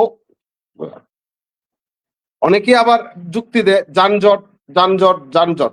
এই নবীনগর কোম্পানিগঞ্জ সড়কে কি সারা যানজট বাঙ্গরা বাজারেই? বরঞ্চ বাঙ্গরা বাজারের রাস্তার পূর্ব পাশে প্রায় 10-15 ফিট জায়গা আছে শুধুমাত্র এই যানজট যেন না লাগে সেই ব্যবস্থার জন্য। পাশাপাশি আপনার এই গাজীর হাট বাজারে 1 ইঞ্চি জায়গাও নাই, খালের উপরে দোকান, পশ্চিম পাশে 3 তলা 4 তলা বিল্ডিং।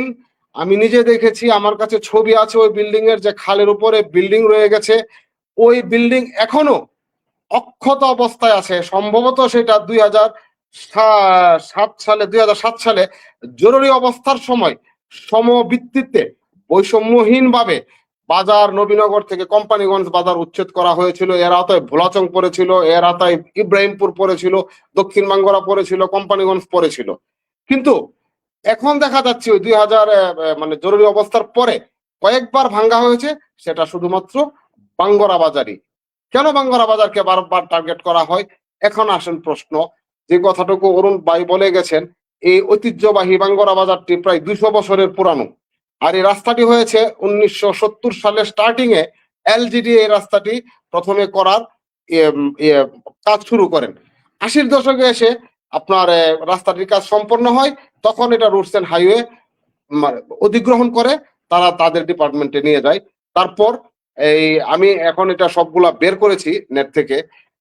আমাদের এই 29 কিলোমিটার রাস্তায় নবীনগর সরকারি হিসাবে নবীনগরের অংশে আছে 10 কিলোমিটার, আর বাঙ্গরা কোম্পানি মুরাদনগরের অংশে আছে 18 কিলোমিটার। এখানে সরকারিভাবে এই রাস্তার হিসাব হলো 28 কিলোমিটার। যদি আমরা এটা 29 কিলোমিটার দেখি, তাহলে এই 10 কিলোমিটারের ভিতর শুধুমাত্র এই 1/2 কিলোমিটার বা 300-400 মিটারেই মনে হয় সারা সমস্যা, সারা জট। এখানে গাজীর হাট বাজার, এই বাজারের অস্তিত্ব নষ্ট করার জন্য, এই বাজারের ঐতিহ্য নষ্ট করার জন্য ইতিমধ্যে আপনারা জানেন গরুর বাজারটাকে নিয়ে গেছে 1996 বা 7-এ তৎকালীন সাবেক সংসদ সদস্য অ্যাডভোকেট আব্দুল লতিফ মহোদয় এই গরুর বাজারটুকু বাঙ্গরা বাজারে নিয়ে এসেছিল। সেটিও ষড়যন্ত্রের মাধ্যমে গাজীর হাট বাজারে নিয়ে গেছে। বাঙ্গরা বাজার ভাঙলে একজনেরই লাভ, এখানে অন্য কারোর কোনো লাভ নাই। বাঙ্গরা বাজার ভাঙলে শুধুমাত্র একটি বাজারের লাভ, সেই বাজারটি হলো গাজীর হাট বাজার। আমি গত টক শোতে ওই গাজীর হাট বাজারের একজন আমন্ত্রিত অতিথি ছিল, আমি ওনাকে প্রশ্ন করেছিলাম, উনি কিন্তু কোনো উত্তর দিতে পারেন নাই। আর উনি উত্তর দিবেন কি? আমরা যখন ওই দিক দিয়ে যাই, আমাদের চোখে কি গুলো পড়ে না? অবশ্যই আমাদের চোখে পড়ে। এখানে লুকোচুরির কিছু নাই। এখানে তারা উদ্দেশ্য প্রণোদিত ভাবে নবীনগরের ঐতিহ্যবাহী 200 বছর 250 বছরের ঐতিহ্যবাহী বাজারটিকে ধ্বংস করার জন্য তারা যে গভীর ষড়যন্ত্রে লিপ্ত হয়েছেন, দুঃখের সাথে বলতে হয়, হয়তোবা এই গভীর ষড়যন্ত্রের মাঝে আমাদের নবীনগরের বাঙ্গরার কোনো না কোনো লোক জড়িত থাকতে পারে। যদি জড়িত থেকে থাকে, আমি তাদেরকে বিনীত স্বরে অনুরোধ করব, নবীনগরের স্বার্থে, নবীনগর উপজেলার স্বার্থে, নবীনগরের জনগণের স্বার্থে ষড়যন্ত্র থেকে বেরিয়ে আসুন, কাঁধে কাঁধ মিলান। যারা ক্ষতিগ্রস্ত হয়েছে তাদেরকে আপনারা সান্ত্বনা দেন, তাদের পাশে দাঁড়ান, তাদের হয়ে কাজ করেন। আপনাদের কাছে আমি নবীনগরের একজন সংবাদকর্মী হিসাবে বিনীত অনুরোধ রাখবো। আর গাজীর হাট বাজারের যারা ষড়যন্ত্র করছেন, আপনারা ভেবে নেবেন না আপনারা ষড়যন্ত্রে সফল হয়েছেন। এই ষড়যন্ত্র পৃথিবীতে কোনোদিন সফল হয় না, হয় আজকে আর না হয় কালকে। এই ষড়যন্ত্রের শিকার আপনার এই ফাঁদে আপনি নিজেই পড়বেন, সেটুকু অবশ্যই আল্লাহ তাআলা আমাদেরকে দেখাবে, এবং আমরা আশা করি এটুকু আমরা দেখব।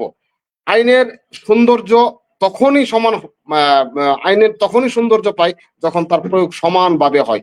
একই অপরাধের জন্য এক জায়গায় কঠোরতা, অন্য জায়গায় শীতলতা দেখা, সেখানে আইনের কোনো সৌন্দর্য বর্ধন হয় না, বরং সৌন্দর্য এটা কর্তন হয়। আমি তাই আইনের প্রতিও অনুরোধ করব, আপনাদের যখন প্রয়োজন হয়, যখন এই রাস্তা হাইওয়ে হবে, বড় রাস্তা হবে, নবীনগরের জনগণ, নবীনগরবাসী, বাঙ্গরাবাসী নিজ হাতেই এ রাস্তা করে দেবে। কারণ রাস্তা জনগণের জন্য, জনগণের চলাচলের জন্য। কিন্তু আপনারা গত কয়েকদিন আগে যে কাজটুকু করেছেন, সেটি অবশ্যই 3 দিনের সময় দিলে এমন কোনো হয়ে যেত না যে একেবারে বাজারটা হয়ে যেত। 3 দিনের সময় দেই যেত যদি ওনারা সময় আবেদন করে থাকেন। তবে এখানে আমি একটু যোগ করতে চাই, বাঙ্গরা বাজারের যারা আছেন তাদেরও কিছু ভুল আছে। নোটিশ কিন্তু আজকে 2-3 মাস যাবত দিতেই আছেন। একটা কি বলে প্রাথমিক নোটিশ, চূড়ান্ত নোটিশ, তারা তখন ওনারা আইনগতভাবে যেহেতু নোটিশ এসে গেছে, আইনগত মোকাবেলার প্রয়োজনও ছিল। যে কথাটুকু আমাদের সাবেক ডেপুটি অ্যাটর্নি জেনারেল মহোদয় বলে গেছেন যে এখানে তারা কোনো রিট বা আইনগত কোনো প্রক্রিয়ায় তারা যান নাই। সবকিছু অনুরোধ করে হয় না, অনেক কিছু আইনের মাধ্যমে যেহেতু ওনাদের নোটিশ আসছে, আইনের মাধ্যমে মোকাবেলা করারও প্রয়োজন ছিল। আশা করি বাঙ্গরা বাজারের এখানে দুজন বিশিষ্ট জন আছেন, তারা এই বিষয়টুকু মাথায় নেবেন যে এখানে আমরা একটা প্রত্যাশা করব, সেটা হলো আইনের চোখে যেন সবাই সমান হয়। কোনো বাজারের জন্য কঠোরতা, কোনো বাজারের জন্য নীরবতা নয়, আইন সবার জন্য সমান হওয়া উচিত। একই প্রয়োগ, একই জবাবদিহিতা নিশ্চিত হোক, কারণ আইনের শাসন তখনই অর্থবহ যখন তা সবার জন্য কার্যকর হয়। ধন্যবাদ যারা আজকে আমার একদম। কথা শুনে, সকলকে ধন্যবাদ। অনেক ধন্যবাদ, অনেক ধন্যবাদ, অনেক ধন্যবাদ শাহিন রাজা টিটু, সভাপতি নবীনগর রিপোর্টার্স ক্লাব। অসাধারণ একটি আলোচনা আপনার কাছ থেকে শুনেছি, খুবই তথ্যবহুল। আমরা এবার একটু আসতে চাই মূলত এই বাজারটি রক্ষার জন্য সবচেয়ে বেশি পরিশ্রম করেছেন বাঙ্গুরার একজন শিক্ষাবিদ, যিনি 2020 সালে ঢাকার বিখ্যাত ডেমরা বিশ্ববিদ্যালয় কলেজ থেকে অধ্যক্ষ হিসেবে অবসর নিয়েছেন এবং নবীনগরের কথা টকশোতে বহুবার এসেছেন এবং এই বাঙ্গুরা বাজার নিয়ে তিনি এর আগেও একাধিকবার কথা বলেছেন। আমরা এবার প্রিন্সিপাল প্রফেসর মোহাম্মদ ইউনুস মোল্লার কাছ থেকে কিছু কথা শুনবো। স্যার, আপনি যদি শুনতে পেয়ে থাকেন, আমার একটি প্রশ্ন আছে আপনার কাছে। একটি বলতে সম্ভবত প্রশ্নটি হয়তো একাধিক প্রশ্নের সম্মিলিত প্রশ্ন হয়ে যেতে পারে। সেটি হচ্ছে যে এই যে বাঙ্গুরা বাজার নিয়ে কিছুক্ষণ আগে এইমাত্র সবাই বলেছেন, এর মধ্যে এইমাত্র শাহিন রাজা টিটু যেটি বললেন যে বাজারেরও কিছু ভুল ভ্রান্তি ছিল। আপনারা যথাসময়ে, যদি আপনি এই বাজারটি রক্ষার জন্য সর্বোচ্চ চেষ্টা করেছেন, সর্বশেষ ডিসি মহোদয়ের কাছে আপনি একদিন আগেও গিয়েছিলেন, 5 তারিখ কিংবা 4 তারিখ, সেখানেও আপনি, আমি শুনেছি, বলিষ্ঠ একটি ভূমিকা রেখেছেন, ডিসি মহোদয়ের সঙ্গে প্রতিবাদ করেছেন, 3 দিনের সময় চেয়েছেন, 3 মাসের সময় চেয়েছেন এবং ডক্টর সালাউদ্দিন স্যারও সেখানে কথা বলেছিলেন। কিন্তু ডিসি মহোদয় কোনো না কোনো কারণে, অজ্ঞাত কারণে, রহস্যজনক কারণে বা কোনো না কোনো কারণে হয়তোবা তিনি সেই আপনাদের আবেদনটি গ্রহণ করেননি এবং তিনি সেটি ভাঙার জন্য নির্দেশন দিয়েছেন এবং একজন ম্যাজিস্ট্রেটকে দিয়ে 400 দোকানপাট ঘুরিয়ে কোটি কোটি টাকার মানুষকে ক্ষতিগ্রস্ত করেছেন। এই বিষয়গুলো আপনি শুনেছেন। তো প্রশ্নটি হচ্ছে যে আপনাদের ভুল, আপনারা কখনো সেটি আইনগতভাবে কেন মোকাবেলা করলেন না? আমাদের সাবেক যে সরকারি অ্যাটর্নি জেনারেল, যিনি আমাদের সুপ্রিম কোর্টের অ্যাপিলেট ডিভিশনের সিনিয়র আইনজীবী তসলিম ভাই যেটি বললেন যে আইনের সুযোগ ছিল বা এখনো আছে, আপনারা সে পথে গেলেন না। আরেকটি অভিযোগ এসছে, এখানে অনেক আলোচকরা বলেছেন এবং আমার কাছে অনেকে ফোন করে বলেন যে আসলে এই যে কথাটি আমি সূচনাতে বলেছিলাম যে বাঙ্গুরা বাজারটি এমন একটি লোভনীয় বাজার, যে সমস্ত সরকারি খাস জায়গায় দুপাশে অবৈধ দোকানগুলো গড়ে ওঠে, তারা যখন যেই সরকার ক্ষমতায় থাকেন, সেই সরকারের যারা নেতা, পাতি নেতা, হুমরি নেতা, ছোট নেতা, বড় নেতা কিংবা সরকারের খুব কাছের লোক থাকে, এমপির কাছের লোক থাকে, তারা এই সমস্ত ক্ষুদ্র ক্ষুদ্র ব্যবসায়ীদের কাছ থেকে নানাভাবে অর্থনৈতিক সুযোগ সুবিধা গ্রহণ করে যে তোমার এই দোকানটা যে তুমি 1 বছর রাখবা বাবা, এই জন্য তো আমাদের টাকা দিতে হবে, আমরা তো এমপি সাহেব থেকে আরম্ভ করে ডিসি সাহেব থেকে আরম্ভ করে তমুক সাহেব থেকে আরম্ভ করে সবার কাছে টাকা দিতে হবে, দোকানটা তুমি রাখবা কেমনে? আমারও কিছু আত্মীয় স্বজন আছে, তাদের সঙ্গে কথা বললে কথাগুলো সত্যতা পাওয়া যায়। এই যে টাকাগুলি প্রত্যেক সরকারের সময় তারা নাকি নিয়ে থাকে, নিয়ে এই দোকানগুলি কিন্তু আসলে এই যে ভাঙে আবার প্রতিষ্ঠিত করবার সুযোগ দেয় এবং যেটি একেবারে 100% শিওর দিয়ে যে কথাটি আইনজীবী তসলিম সরকার বলেছেন যে এখানে একটা বাণিজ্য জড়িত থাকে। এই বাণিজ্যগুলো আপনারা কেন বন্ধ করতে পারলেন না গত কয়েক বছরে? এবং বারবারই যখনই সরকার বদল হয়, হাত বদল হয়, নেতা বদল হয়, তখন আবার নতুন করে টাকা পয়সা তোলা হয় এবং এগুলি বিভিন্ন জায়গায় ভাগ বাটোয়ারা করে দেওয়া হয়।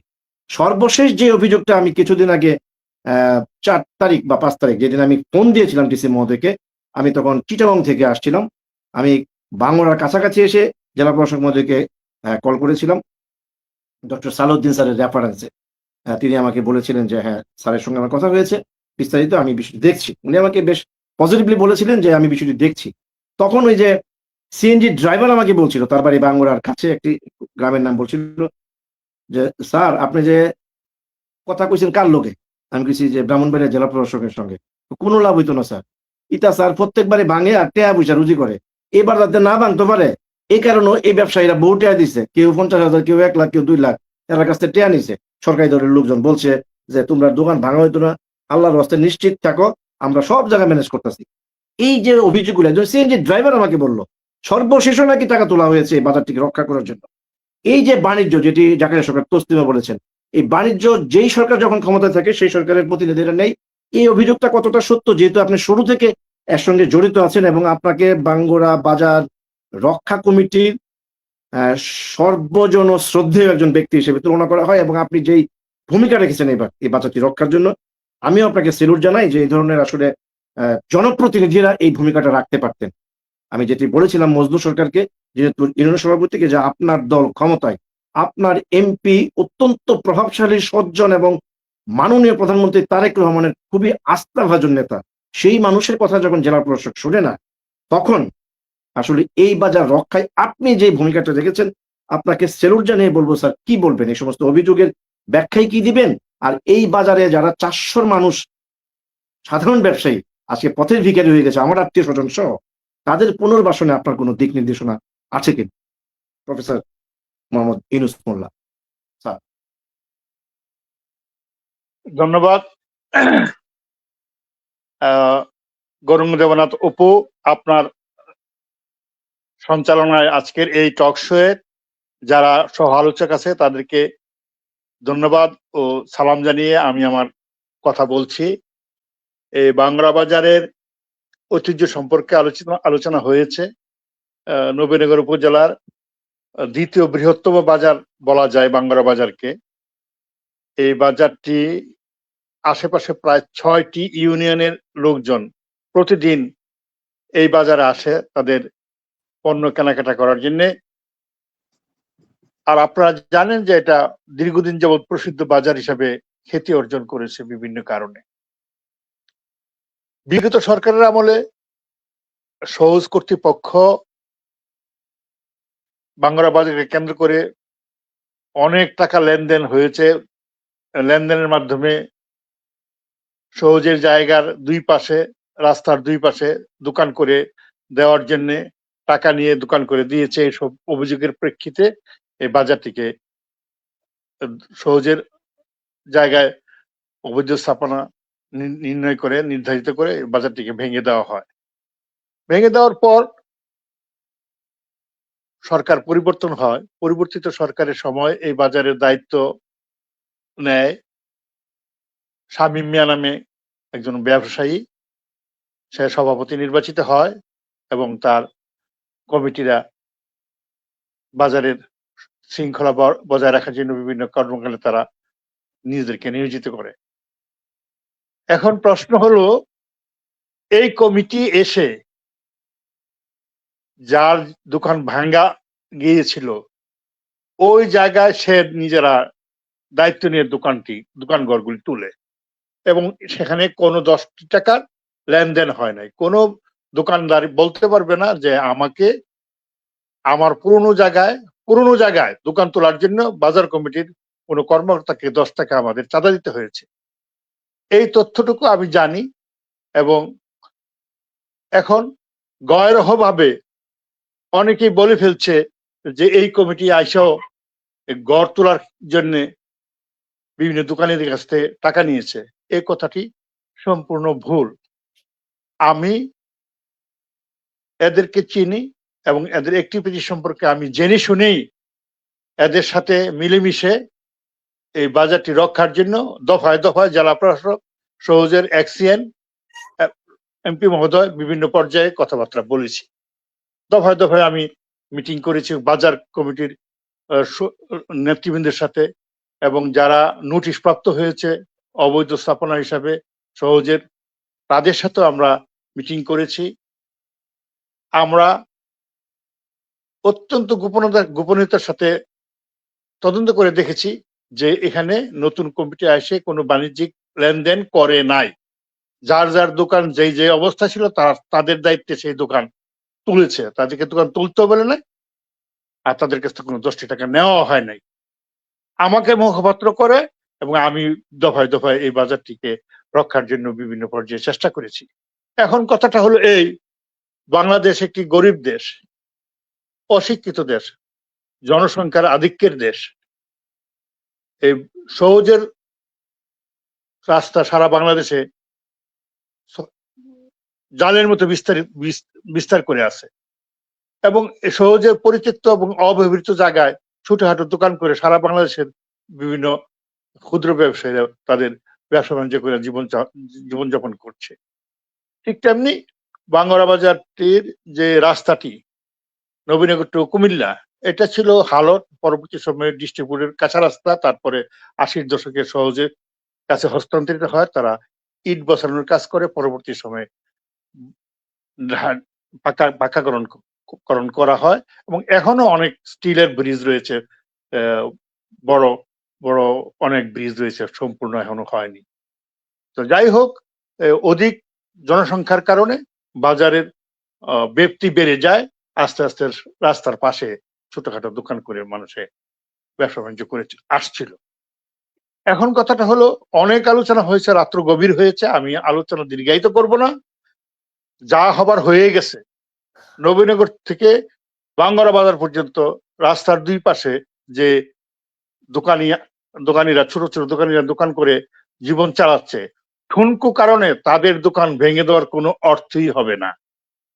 আমাদেরটা ভেঙে দিছে ওই বাঙ্গুরা থেকে নবীনগর পর্যন্ত আর যেন কোনো দোকান ক্ষুদ্র ব্যবসায়ীদের দোকান ভেঙে দেওয়া না হয় ঠুনকো কারণে। রাস্তার প্রসারতা যা আছে তা দিয়ে মোটামুটি ভাবে ভালোভাবে চলছে গাড়ি ঘোড়া, কোনো সমস্যা খুব একটা নাই। তো এখন আমার প্রশ্ন আপনার মাধ্যমে, যে এই যে ক্ষুদ্র ব্যবসায়ীদেরকে পথে বসায় দেওয়া হলো, তাদের জীবন সংসার কিভাবে চলবে এই কথা কেউ চিন্তা করে নাই প্রশাসন? না করার ফলে কি হতে পারে, এই বেকার ছেলেরা মাদক সহজলভ্য, মাদক সেবন করতে পারে, মাদক ব্যবসায় জড়িত হয়ে যেতে পারে। আমরা সেই জন্য বারবার বলেছিলাম জেলা প্রশাসক মহোদয়কে যে বাজারটির পশ্চিম প্রান্তে বাজারের কিছু কেনা জায়গা রয়েছে, গরুর হাটের জন্য কেনা হয়েছে জায়গা, এটা নিচু ভূমি, এই জায়গাটাতে মাটি ভরাট করে ক্ষুদ্র ব্যবসায়ীদেরকে পুনর্বাসনের ব্যবস্থা আমরা করবো যদি আপনি সময় দেন।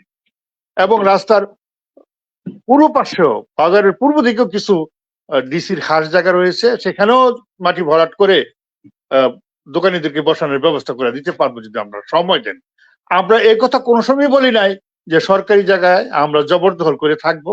আমরা বলছি যে সরকারি জায়গা আমরা ছেড়ে দিব নিজেরা। ইতিপূর্বে আমরা ছেড়ে দিয়ে দোকানীদেরকে উঠাইছি, আরো দোকানীদেরকে উঠাই দিব বা আপনাদের সহযোগিতা নিয়ে উঠাবো, কিন্তু আমাদেরকে সময় দেন যাতে ক্ষুদ্র ব্যবসায়ীরা অন্য জায়গায় প্রবাদ হতে পারে, আমরা পুনর্বাসন করতে পারি। এই গরিব দেশের প্রধানমন্ত্রীর চালচলন দেখেন, খুব সিম্পল চালচলন, থাকা খাওয়ার বিলাসবহুলতা নাই। গরিব দেশের প্রধানমন্ত্রী এমনটি হওয়া উচিত এবং ওনার প্রায়োরিটি হলো বেকারত্ব দূর করা। 1 কোটি লোককে আগামী তার টেনিউরে চাকরি দেবে বা তাদেরকে বেকারত্বের অভিশাপ থেকে মুক্ত করবে, এরকম কি অগ্রাধিকার নিয়ে এই সরকার তার কার্যক্রম পরিচালনা করছে। এই সরকারের বড় প্রায়োরিটি হলো এটা। আর সেখানে বেকারত্বের সৃষ্টি করাটা এটা সমীচীন হয় নাই। আরো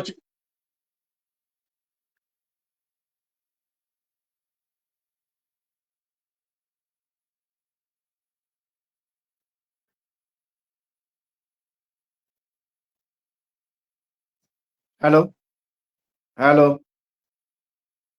হ্যালো, সাকিব শুনতে পাচ্ছেন?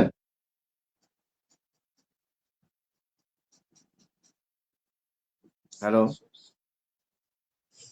উনি হ্যাং হয়ে গেছে মনে হয়। সম্ভবত হ্যাঁ। এখন সাকিব শুনতে পাচ্ছেন? প্রিয় দর্শক, আমার মনে হয় তিনি নেট থেকে ছিটকে পড়েছেন। আমরা অনুষ্ঠানটা শেষ পর্যায়ে চলে এসেছি। আমরা সর্বোচ্চ একজনকে 1 মিনিট করে সময় দিব, কারণ ইতিমধ্যে 1 ঘন্টা 29 মিনিট হয়ে গেছে। শুরুতেই সুভাষদার কাছে আসতে যাচ্ছি, যেই প্রসঙ্গটি এইমাত্র উত্থাপন করলেন আমাদের প্রিন্সিপাল প্রফেসর ইউনুস মোল্লা স্যার, যে যা হবার হয়ে গেছে। এখন এই 400 ক্ষুদ্র ব্যবসায়ীকে পুনর্বাসনের জন্য বাজারের পশ্চিমাঞ্চলে গরুর হাটের জন্য একটি নির্ধারিত জায়গা ছিল, সেখানে অন্তত ব্যবসায়ীদেরকে যদি পুনর্বাসন খুব সুচিন্তিত পরিকল্পনার মাধ্যমে তাদেরকে পুনর্বাসন করা না যায়, তাহলে এই সমস্ত ব্যবসায়ীদের মধ্যে যারা তরুণ যুবক রয়েছে তারা মাদকাসক্তের দিকে ঝুঁকবে, চুরি ডাকাতি ছিনতাই এলাকায় বাড়বে এবং এলাকার আইন শৃঙ্খলার একটি চরম অবনতি হওয়ার আশঙ্কা রয়েছে। এই বিষয়ে 1 মিনিটে সুভাষ দা যদি কিছু বলে, প্লিজ। সুভাষ সাহা। আচ্ছা, অনেক ধন্যবাদ। আমি খুব অনেক বেশি বলবো না। সবার আলোচনার যে বিষয়বস্তু, এখানে একটা কমন জিনিস এসছে। আমি টু দা পয়েন্টে যদি বলতে চাই, প্রাসঙ্গিক এবং অপ্রাসঙ্গিক যারা বিগত হয়ে গেছে এমপি, এলাকার গভর্নর হইতে পারেন, জেলা প্রশাসক, কিন্তু তার গভর্নর কিন্তু একজন এমপি। এখন কেউ যদি বলে যে এমপির ডিউ ছাড়া ডিসির এত ক্ষমতা হয় নাই এই 400 লোককে পথে বসিয়ে দেওয়া, আমি এটা বিশ্বাস করতে চাই না। আপনারা সবাই বলছেন এমপি তাকে বলেছে, আমি বিশ্বাস করি না। বলার মধ্যে একটা ব্যাপার আছে, আমি চাই এটা হোক। আমি কথার কথা বললাম, বিধি অনুসারে ব্যবস্থা নিন, বিধি মোতাবেক। যদি বিষয়টি এই হয়, এটা অত্যন্ত দুর্ভাগ্যজনক। আমি এই কথাগুলো বলতে বাধ্য হয়েছি এই জন্যে, 400 লোকের জীবিকার ব্যাপারটা একেবারেই নিঃশেষ করে দিয়েছে। 400 লোক কিভাবে তাদের রুটি রুজি, তারা কি খাবে, এইটি যদি একজন ডিসি হয়ে যদি এই মানবিক গুণটুকু তার না থাকে, আপনি আইনের দোহাই দিয়ে পারেন। আপনার আইনের আমাদের জাকির সরকার বললেন যেটা, যে নোটিশ দিয়েছেন, হ্যাঁ নোটিশ দিয়েছেন, আমি মানলাম। নোটিশে কি সব হয়ে গেল? এর মধ্যে কি মানবিকতার বলতে এই বিষয়টা থাকে না? কাজেই উনি আইনগতভাবে করেছেন, কিন্তু আইনের বাইরেও কিছু মানবিক বোধ আছে। এখানে একটি দোকান নয়, 400 দোকান, এবং এর মধ্যে বিশাল খেলা হয়েছে, অর্থকরের খেলা। অর্থকরী খেলার সঙ্গে কারা আছে, একেবারে একটা তদন্ত কমিটি হওয়া উচিত। যদি এমপি চায় তাহলে এটা সম্ভব, তদন্ত হওয়া, এবং ভিতরের যে কালো বিড়ালগুলো আছে, বিড়ালগুলো আবিষ্কার করা সম্ভব। এবং আমি বিশ্বাস করতে চাই যে এমপি চান, উনি মনে প্রাণে চান যে আমার এই লোকগুলোর পুনর্বাসন দরকার। আপনারা বলছেন যা হয়ে গেছে হয়ে গেছে, যা হয়েছে এটারও বিচার হওয়া উচিত। আমার কথা সেটাই। ধন্যবাদ সবাইকে। অরুণ পলাশ, 1 মিনিটে। সুভাষ সাহা একটি তদন্ত কমিটি গঠনের প্রস্তাব দিয়েছেন এবং এই ঘটনায় আমাদের মাননীয় এমপি একটি বলিষ্ঠ ভূমিকা তিনি দেখতে চান, কি বলবেন অরুণ পলাশ? যে 1 মিনিটে হবে না দাদা। যে নোটিশের কথা বলছে, নোটিশ দিবে রুটস এন্ড হাইওয়ে, কিন্তু নোটিশ দিয়েছে নবীনগরের, আপনি নবীনগর টিউনু নোটিশ দিতে পারে না, এটা অবৈধ নোটিশ। নোটিশ দিবে roads and highway civil engineer Brahmanbaria দিবে, কিন্তু নবীনগর উপজেলা নোটিশ দিতে পারে না টিউনু, বা এসলেন দিতে পারে না, অবৈধ। এটা আইনে কভার করে না। আর সেকেন্ড থিং ছিল যেটা বলছে আমার মেয়েদের, আমার ছোট ভাই, সে বলছে যে বাংলাবাদে চাঁদাবাজি হয়, যে যখন আসে। বর্তমান কমিটি এক থেকেও একটা টাকা চাঁদা পারি না। মোহাম্মদ শামীম মিয়া বাজারের কমিটি সভাপতি, উনি অনেস্ট এবং সৎ লোক। তার নেতৃত্বে বাজারে কোনো চাঁদাবাজ হয় না, আর হবেও না। যদি কোনো প্রমাণ থাকে, আপনি প্রমাণ হাজির করলে তার শাস্তি আমরা দেব। এইটুকু অনুরোধ আপনার কাছে রইল। আর আপনার এই প্রতিবেদনের কারণে বাজার যানজট মুক্ত হয়েছে। ডিসি মহোদয় গতকাল একটি বিবৃতি দিয়েছে, সেটা আপনি জানেন যে বাজার যান মুক্ত হয়েছে, জনগণ স্বস্তি ফিরে আসছে। এটা ভুয়া খবর। আপনার প্রতিবেদনের পরে যানজট মুক্ত হয়েছে বাঙ্গারা বাজার, এটা সত্য। আমরা মুক্ত করছি, আপনি যখন প্রতিবেদন করছেন। এখন ডিসি মহোদয় যে বিবৃতি দিয়েছে, এটা একদম মিথ্যা এবং বানোয়ার। কিন্তু আপনাকে ধন্যবাদ, আপনার প্রতিবেদনে আমরা বাজার যানজট মুক্ত করছি, ফুটপাত সরাই নিছি, ভিতরে দোকানদারকে পণ্য প্রতিষ্ঠিত করছি। দাদা, আমি আপনার কাছে অনুরোধ করব, আমার এই যে আমার খুব আদরের ভাই এই যে তসলিম সরকার, যদি উনি সহযোগিতা করে, আমরা সামনের দিকে আইনগত এগিয়ে যাব। আরেকটা দাবি রাখবো যে 400 দোকানদারকে পণ্য প্রতিষ্ঠিত করার জন্য মাননীয় প্রধানমন্ত্রীর কাছে যে আমাদেরকে যে একটু সহযোগিতা করে। আর এখানে রুটস এন্ড হাইওয়ের জায়গা এবং ইয়া আছে, ডিসি মহোদয়ের জায়গাও আছে। ইচ্ছা করলে উনি সবগুলো জায়গাতে উচ্ছেদ করতে পারেন। রুটস এন্ড হাইওয়ে থেকে এবার জেলা পরিষদ জায়গা আছে এখানে, কেন উনি বাংলো, কেন রাস্তা পথে বিহারি করলো মানুষকে? এই বিচারটুকু রইলো বিবেকের কাছে, সাংবাদিকদের কাছে এবং গুণীজনের কাছে। আমার এখানে বক্তব্য রাখলাম। অনেক ধন্যবাদ, অনেক ধন্যবাদ। আমাদের মজদু সরকার, জিনেতপুর ইউনিয়ন বিএনপির সভাপতি, যে ইউনিয়নে এই ঐতিহ্যবাহী প্রসিদ্ধ অত্যন্ত জমজমাট বাজারটি রয়েছে, যেটিকে পরিকল্পিতভাবে ধ্বংস করা হয়েছে বলে প্রত্যেক বক্তাই বলেছেন। আপনি বিএনপির সভাপতি, আপনার নেতা উপজেলা বিএনপির সভাপতি ব্রাহ্মণবাড়িয়া জেলা বিএনপির প্রাক্তন কনভেনার ছিলেন এবং মাননীয় প্রধানমন্ত্রীর অত্যন্ত আস্থাভাজন। যেটি বলা হয়েছে যে পুনর্বাসনের বিষয়টি এখন সবচেয়ে গুরুত্ব দিতে হবে। আপনি মজনু ভাই জিনাতপুরের সভাপতি হিসেবে আপনার সভাপতির কাছে এই ধরনের কোন পুনর্বাসনের দাবি রাখবেন কিনা? মজনু ভাই। ধন্যবাদ গৌরাঙ্গ দেবনাথ অপু ভাই।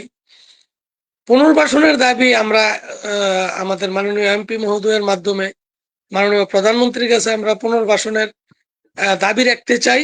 এটা হইল আমার প্রথম কথা। আর দ্বিতীয়ত কথা হইল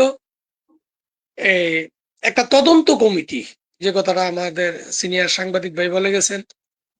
তদন্ত কমিটি এই জন্য করা দরকার, আমি বলবো আপনার নেতৃত্বে, আপনি নবীনগরের সন্তান, আপনি রিপোর্টার হিসেবে, আপনি একজন সিনিয়র সাংবাদিক হিসেবে আপনার মাধ্যমে একটা তদন্ত কমিটি গঠন করে এই যে মাওলানা মেহেদী হাসান সাহেব যে কথাটা বলছে যে এই বাজারে যখন যে আসে তারা চাঁদাবাজি করে বা আর্থিক লেনদেন করে, এই কথাটি আমি খুব হলফ করে বলতে পারি ভাই যে এই 5ই আগস্টের পর থেকে বিএনপি সরকার ক্ষমতায় আসার আগেও এবং বিএনপি সরকার ক্ষমতা আসার পরে এই যে গড় উঠাইছে, গড় রক্ষা করব বলে কারো কাছ থেকে অথবা গড় উঠানোর জন্য সুযোগ দিয়ে কারো কাছ থেকে ন্যূনতম কোনো লেনদেন হয়েছে, বাজার কমিটি কোনো টাকা পয়সা লেনদেন করছে,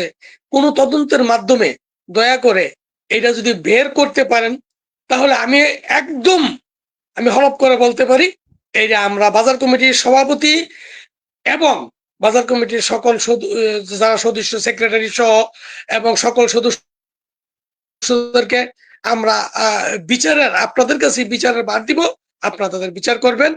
আমি আর অন্য কিছু বলবো না। আর আপনাদের মাধ্যমে অনেক ধন্যবাদ ভাই, অনেক ধন্যবাদ মজনু ভাই, অনেক ধন্যবাদ। আমাদের সময় খুবই কম।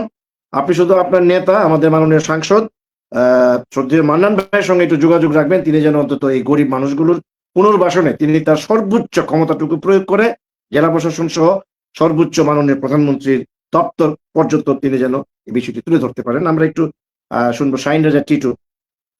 তদন্ত কমিটি গঠনের একটি প্রস্তাব এসছে এবং এটি অবশ্যই আমার মনে হয় একটি প্রণিধানযোগ্য প্রস্তাবনা, কারণ এই 400 লোকের পুনর্বাসন করতে হবে এবং সেটি জেলা প্রশাসনের মাধ্যমে করতে হবে।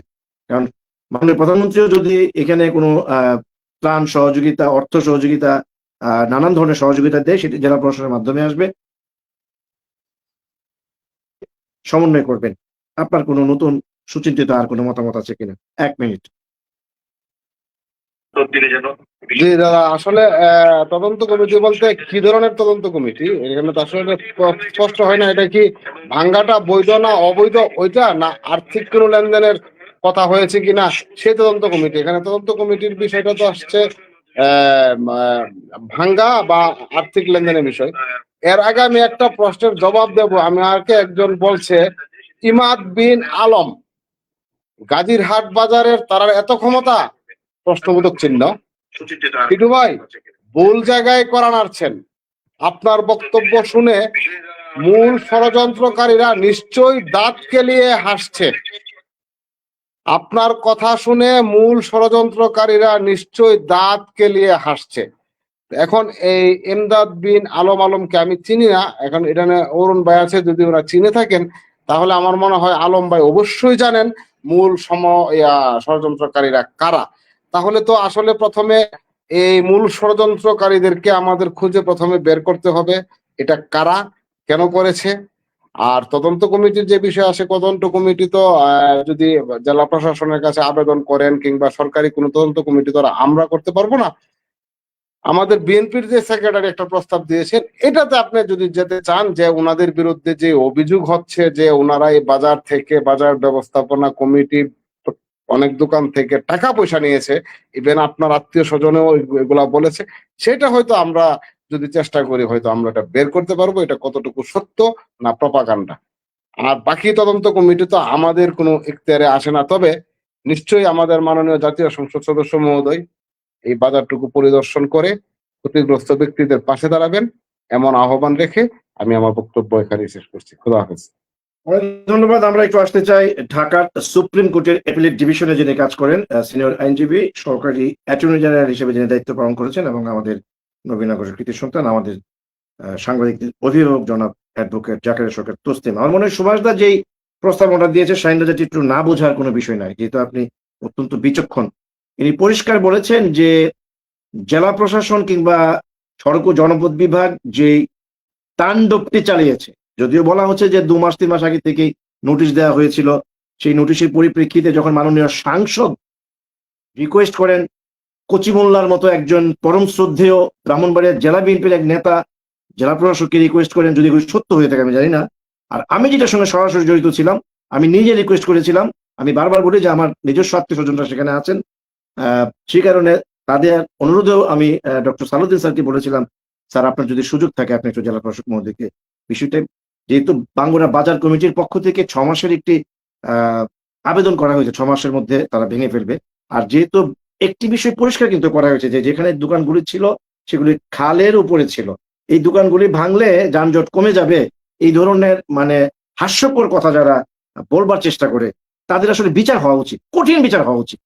আমার মনে হয় সুভাষ দাস সেই বিষয়টি বলতে চেয়েছেন যে এই বিষয়টি এত এত বড় জায়গা থেকে অনুরোধ আসবার পর, এবং তিনি বলছেন, তিনি দায়িত্ব নিয়ে বলছেন যে মাননীয় সাংসদ চাইলে ডিসি তাকে ইগনোর করবার কোনো সুযোগ ছিল না। কারণ আপনি জানেন 1996-এ যখন আওয়ামী লীগ প্রথম ক্ষমতায় আসে 75-এর পর, তৎকালীন প্রধানমন্ত্রী Sheikh Hasina rules of procedure একটি আপনি জানেন সেটা চেঞ্জ করা হয়েছিল, এবং মাননীয় সাংসদকে কোত্থেকে কোথায় নিয়ে গিয়েছিল সেটি হয়তো আপনি জানেন, আমাদের তসলিম ভাই জানে।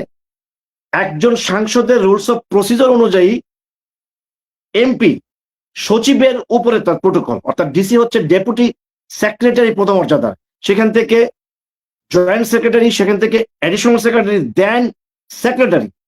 বর্তমান ডিসি আরো 3টি প্রমোশন পেলে তিনি হবেন ফুল সচিব, আর এমপি হচ্ছেন সেই সচিবের উপরে, এবং সেটি শেখ হাসিনা করে দিয়ে গেছেন 1996-এ।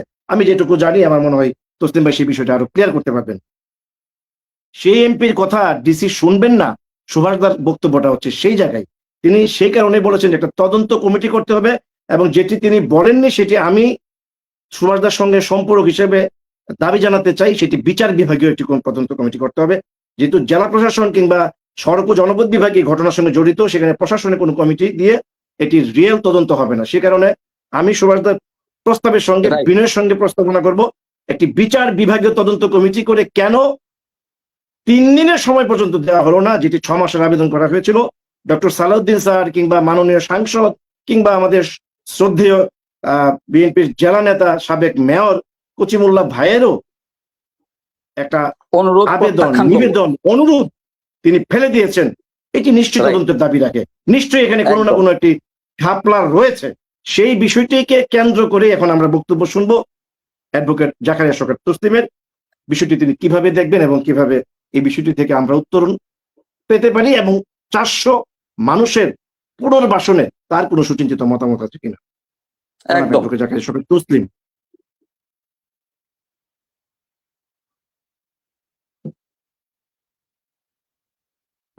আমরা আজকে সকলেরই অত্যন্ত সুন্দর আলোচনা শুনেছি। আসলে পক্ষে বিপক্ষে এই জিনিসটা আছে। আমি কয়েকটা প্রশ্ন এখানে, যে যারা বাঙ্গুরা বাজারের 400 জন যারা স্বত্বাধিকারী এই দোকানগুলো, এই 400 জনের পরিবারে যদি 5 জন করে থাকে তাহলে 4 5 20, তাহলে 20,000, 20,000 জনগণের খাবারের সংস্থান হয় এই 400 দোকান থেকে। তার সাথে আবার রয়ে গেছে প্রতিটা দোকানে যদি একজন কর্মচারী থাকে আরো যোগ হবে 400, আর বড় দোকান হলে 2 জন কর্মচারী, তাহলে 200। তাহলে 20 থেকে 22,000 লোকের কর্মসংস্থানের একটি জায়গা এভাবে ধ্বংস করে দেওয়া যায় না। তবে যদি এখানে বলেন যে এখানে অবৈধ দোকানদার, এখানে বললেন খালের উপর দোকান, খালের উপর দোকান হইলে তো আর রাস্তার উপর দোকান হয় না। খাল যদি ভরাট করে প্রশস্তকরণ হয়, শুধু বাঙ্গুরা বাজার প্রশস্তকরণ হবে না, এটা আমি আগেও বলেছি। এটা হইতে হবে বাঙ্গুরা টু নবীনগর। তাহলে গোটা 29 কিলোমিটারের এই রাস্তার প্রশস্তকরণের এটা একটা সহজের যদি রাস্তা হয় তাহলে এটা টেন্ডার হবে। তাহলে এই টেন্ডার প্রক্রিয়া শুরু করলে আগে ভরাটকরণ প্রক্রিয়ার সাথে জড়িত তারপরে এই রাস্তার সোলিং হবে, তারপরে আপনার কার্পেটিং হবে। তো ওই রাস্তায় গেলে তো বিরাট প্রক্রিয়া। শুধু বাজারটা নিয়ে কেন বারবার এই ধরনের ঘটনা ষড়যন্ত্র? তাহলে নবীনগর বাজারের থেকে শুরু করে বাঙ্গুরা পর্যন্ত যত বাজার আছে সবগুলার তো একই ধরনেরই নোটিশ হবে, একই ধরনের প্রক্রিয়াই হবে, একই ধরনের আইনি প্রক্রিয়া হবে। শুধু একটা বাজারে আইনি প্রক্রিয়া হয় না। তবে এখানে একটি আমার একটু প্রশ্ন, এখানে অরুণ কুমার আছে, মিজান সাহেব আছেন এবং ইনুস ভাই আছেন, আমরা বাঙ্গুরার আপনারা যারা প্রতিনিধি, তো এইখানে আপনাদের বৈধতা কতটুকু আছে? আপনাদের এই যে দোকানগুলো করলেন, আপনাদের কোনো ধরনের আইনি স্বত্বাধিকারী আছে কিনা, আপনাদের কোনো ডকুমেন্ট আছে কিনা, আপনারা কি বলে এই জায়গায় দখল করতেছেন? এক, তাহলে যদি আপনাদের দখল সত্য থাকে, আপনাদের যদি লিজ নেওয়া থাকে, তাহলে লিজ বাতিল করতে হলে একটা নোটিশ লাগবে যে আমরা এটাকে এই লিজ বাতিল করে নতুন লিজ দিব, অথবা এই জায়গায় আমরা আর লিজ দিব না, আমরা এটা রাস্তা প্রশস্তকরণ করব। এই ধরনের আপনাদের কোনো ডকুমেন্ট আছে কিনা?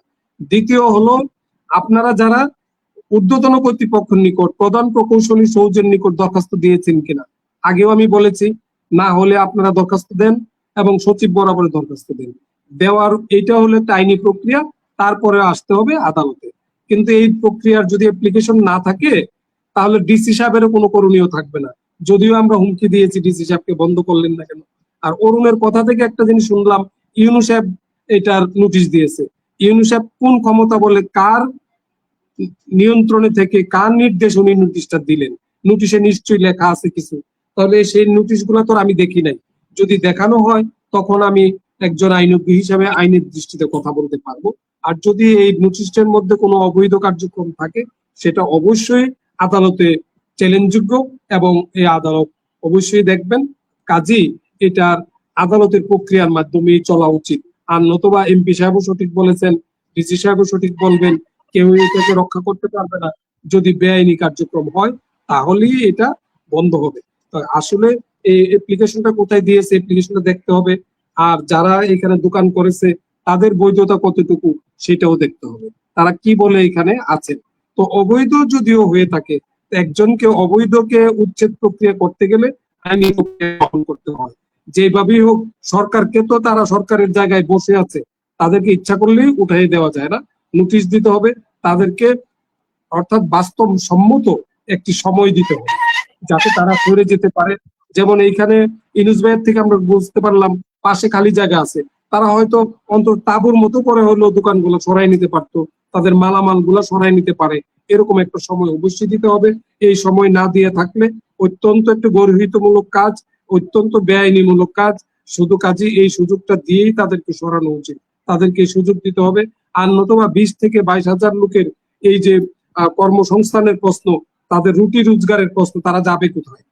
গরিব লোকরাই তো চাকরি করে দোকানে, অর্থাৎ মিডিয়াম ক্লাসের যারা না, নিম্ন মধ্যবিত্ত পরিবারের যারা বিদেশ যাওয়ার সুযোগ নাই, যারা চাকরি করার সুযোগ নাই, যারা লেখাপড়াও বেশি করেন নাই, তারাই অল্প পুঁজির মাধ্যমে একটা দোকান করেছে। কেউ আবার কেউ হয়তো এটাকে সাবলিজ নিয়েছে, কেউ সাবলেট নিয়েছে। কাজে এইভাবে গড়ে উঠেছে এই দোকানগুলো। কাজে এই জিনিসটা দেখবেন এবং দেখার জন্য আইনি প্রক্রিয়ার মাধ্যমে যাওয়া উচিত আমি মনে করি। বাঙ্গুরার বাজার কর্তৃপক্ষ তারা অবশ্যই যাবেন, কারণ যদি আপনার লিখিত আকারে কোনো কিছুতে না যান, অথবা আপনার জনগণ যদি তারা যারা রুটি রোজগারের প্রশ্ন, তারাও কর্তৃপক্ষের মধ্যে আসতে গেলে তাদের একটা মাধ্যম হলো তারা কোন মানববন্ধন করতে পারে, তারা মিটিং মিছিল করতে পারে, তাহলে ঊর্ধ্বতন কর্তৃপক্ষের কাছে এটা নজরে আসবে। তাদের একটা দিক আর আইনি প্রক্রিয়ার একটা দিক, এই জিনিসগুলো দেখা উচিত আমি মনে করি। তাহলে এটাকে রক্ষা করা সম্ভব। আর নতুবা শুধু মুখে মুখে কথা বলে আর কয়েকজন দেখা করে এটা সম্ভব হবে। কাজে আমার মনে হয় লিখিত আকারে তাদের একটা সকল কার্যক্রমে এগিয়ে যাওয়া উচিত বলে আমি মনে করি। আপনাদের সবাইকে ধন্যবাদ। অনেক ধন্যবাদ অ্যাডভোকেট জাকারিয়া সরকার তসলিম। প্রিয় দর্শক, আমরা অনুষ্ঠানটি শেষ করবার আগে আপনাদের কাছে আমরা সকল বক্তাদের বক্তব্যগুলো যদি সামারি করে আমরা একটা জায়গায় আসি, সেটি হচ্ছে যে বাজার যেটি ধ্বংস হয়ে গেছে, বাজার যেটি উচ্ছেদ হয়ে গেছে, সেই বিষয় নিয়ে আমার মনে হয় ঘন্টার পর ঘন্টা কথা বললেও এর কোনো প্রতিকার পাওয়া যাবে বলে মনে হয় না। যদিও তদন্ত কমিটির যে প্রস্তাবনাটি এসছে সেটিতে হয়তো বা বিচার বিভাগীয় তদন্ত কমিটি হলে যে সমস্ত ঊর্ধ্বতন সরকারের প্রাক্তন কিংবা বর্তমান এমপি মহোদয় সহ যারা ডিসি মহোদয়কে বা সড়ক জনপথ বিভাগের ঊর্ধ্বতন কর্তৃপক্ষকে অনুরোধ করেছিলেন, সেই বিষয়টি হয়তো বা তারা রাখতে পারতেন, সেখান থেকে হয়তো বা কোনো কিছু একটা বের হয়ে আসতে পারে, যেটি আমরা শঙ্কা করছি। আমরা আশঙ্কা করছি যে নানান কটু কথা, কুকথা, সুকথা, নানান বাতাসে ভেসে বেড়াচ্ছে, কোটি কোটি টাকার লেনদেন, সেটি কে কোন দিক দিয়ে খেয়েছে, কে কোন দিক দিয়ে নিয়েছে, সেই বিষয়গুলো হয়তো তদন্ত কমিটি থেকে বের হয়ে আসতে পারে। কিন্তু এই মুহূর্তে সবচেয়ে বেশি যেটি জরুরি দরকার সেটি হচ্ছে এই 400 ক্ষুদ্র গরিব অসহায় ব্যবসায়ী যারা পথে বসে গেছে। সকল বক্তাই বলেছেন এই সমস্ত পথে বসা যুবক তরুণ শ্রেণীর ক্ষতিগ্রস্ত ব্যবসায়ীরা যে কোনো সময় ড্রিল হয়ে যেতে পারে, তারা নানান আইন শৃঙ্খলার অবনতি ঘটাতে পারে। সেক্ষেত্রে কিন্তু পুরো নবীনগর এখন একটি শঙ্কার মধ্যে, চিন্তার মধ্যে রয়েছে। সে কারণে পুনর্বাসনের খুব জরুরি দরকার এবং এই কাজটি করতে পারেন আমাদের মাননীয় সাংসদ। আমি অনুষ্ঠানটি করবার আগেও যার সঙ্গে কথা বলেছি, অ্যাডভোকেট এম এ মান্নান আমাদের অত্যন্ত শ্রদ্ধেয়। তিনি যদি পুনর্বাসনের বিষয়টি নিয়ে অন্তত মাননীয় প্রধানমন্ত্রীর দপ্তরে এই বিষয়টি তুলে ধরতে পারেন, নজরে নিয়ে আসতে পারেন, ত্রাণ মন্ত্রণালয় থেকে যদি আর্থিক কিংবা অন্যান্য বিষয়ে সহযোগিতা পান, এবং বাংলার পাশে যে কথাটি আমাদের ইউনুস প্রিন্সিপাল স্যার বলেছেন যে একটি জায়গা রয়েছে ক্ষুদ্র ব্যবসায়ীদের সেখানে পুনর্বাসন করা যেতে পারে, এটি বোধহয় সবচেয়ে বেশি অগ্রাধিকার দেয়া উচিত বলে অন্তত আমি মনে করি। সবশেষে মাননীয় জেলা প্রশাসক মহোদয়কে করজোরে অনুরোধ করে একটি কথা বলতে চাই, সেটি হচ্ছে মাননীয় জেলা প্রশাসক মহোদয়, আপনি আমাদের এখানে অতিথি। আপনি হয়তো আজ না হয় কাল পরশু যে কোনো সময় এখান থেকে চলে যাবেন। আমরা আপনাকে মনে রাখতে চাই, আমরা আপনাকে শ্রদ্ধা ভরে স্মরণ করতে চাই যে ব্রাহ্মণবাড়িয়ায় 55 বছরের ইতিহাসে আমরা এমন জেলা প্রশাসক দেখি নাই যেই জেলা প্রশাসক জনস্বার্থে জনগণের পক্ষে সরকারের কিছুটা ক্ষতি হলেও তিনি সরকারের বিপক্ষে গিয়ে জনগণের পক্ষে তিনি থেকেছেন। এবং 400 ব্যবসায়ী যা ক্ষতি হবার তো হয়ে গেছে, অন্তত পুনর্বাসনের ক্ষেত্রে আপনি একটি বিরাট বলিষ্ঠ ভূমিকা রেখে এই ব্যবসায়ীদেরকে পুনর্বাসন করবেন। মাননীয় সাংসদের দিক নির্দেশনায়, তার পরামর্শে, কিংবা আপনার সরকার বিএনপির বর্তমান মাননীয় প্রধানমন্ত্রী তারেক রহমানের অন্তত পরামর্শে ব্রাহ্মণবাড়িয়ার নবীনগর উপজেলার ঐতিহ্যবাহী 200 বছরের আগের যে বাজারটিকে ধ্বংসের দ্বার প্রান্তে এটাকে নিয়ে যাওয়া হয়েছে, কেউ না কেউ কারো না কারো প্ররোচনায়, কারো না কারো ষড়যন্ত্রে, যেটি সকল বক্তা এক বাক্যে বলেছেন, সেটি আমরা ভুলে যেতে একদম চাই। কালকে থেকে আমরা চাই মাননীয় জেলা প্রশাসক মহোদয় আপনার সঠিক একটি সিদ্ধান্ত, যে সিদ্ধান্তের মাধ্যমে মাননীয় সাংসদ এবং আপনি দুজনে মিলে এই ব্যবসায়ীগুলিকে পুনর্বাসন করবেন এবং তারা আবার ঘুরে দাঁড়াবে এবং নবীনগর আইন শৃঙ্খলার কোনো ধরনের অবনতি ঘটবে না। সকল ব্যবসায়ীরা আবার সুন্দরভাবে কিছুদিনের মধ্যেই ভালো একটি অবস্থানে যাবে, সেই প্রত্যাশায় মাননীয় সাংসদ এবং মাননীয় জেলা প্রশাসক দুজনের কাছে আবারও বিনয়ের সঙ্গে অনুরোধ জানিয়ে আজকের এই টক শো শেষ করতে চাই। ভালো থাকবেন, সুস্থ থাকবেন, অবশ্যই নিরাপদে থাকবেন। শুভরাত্রি।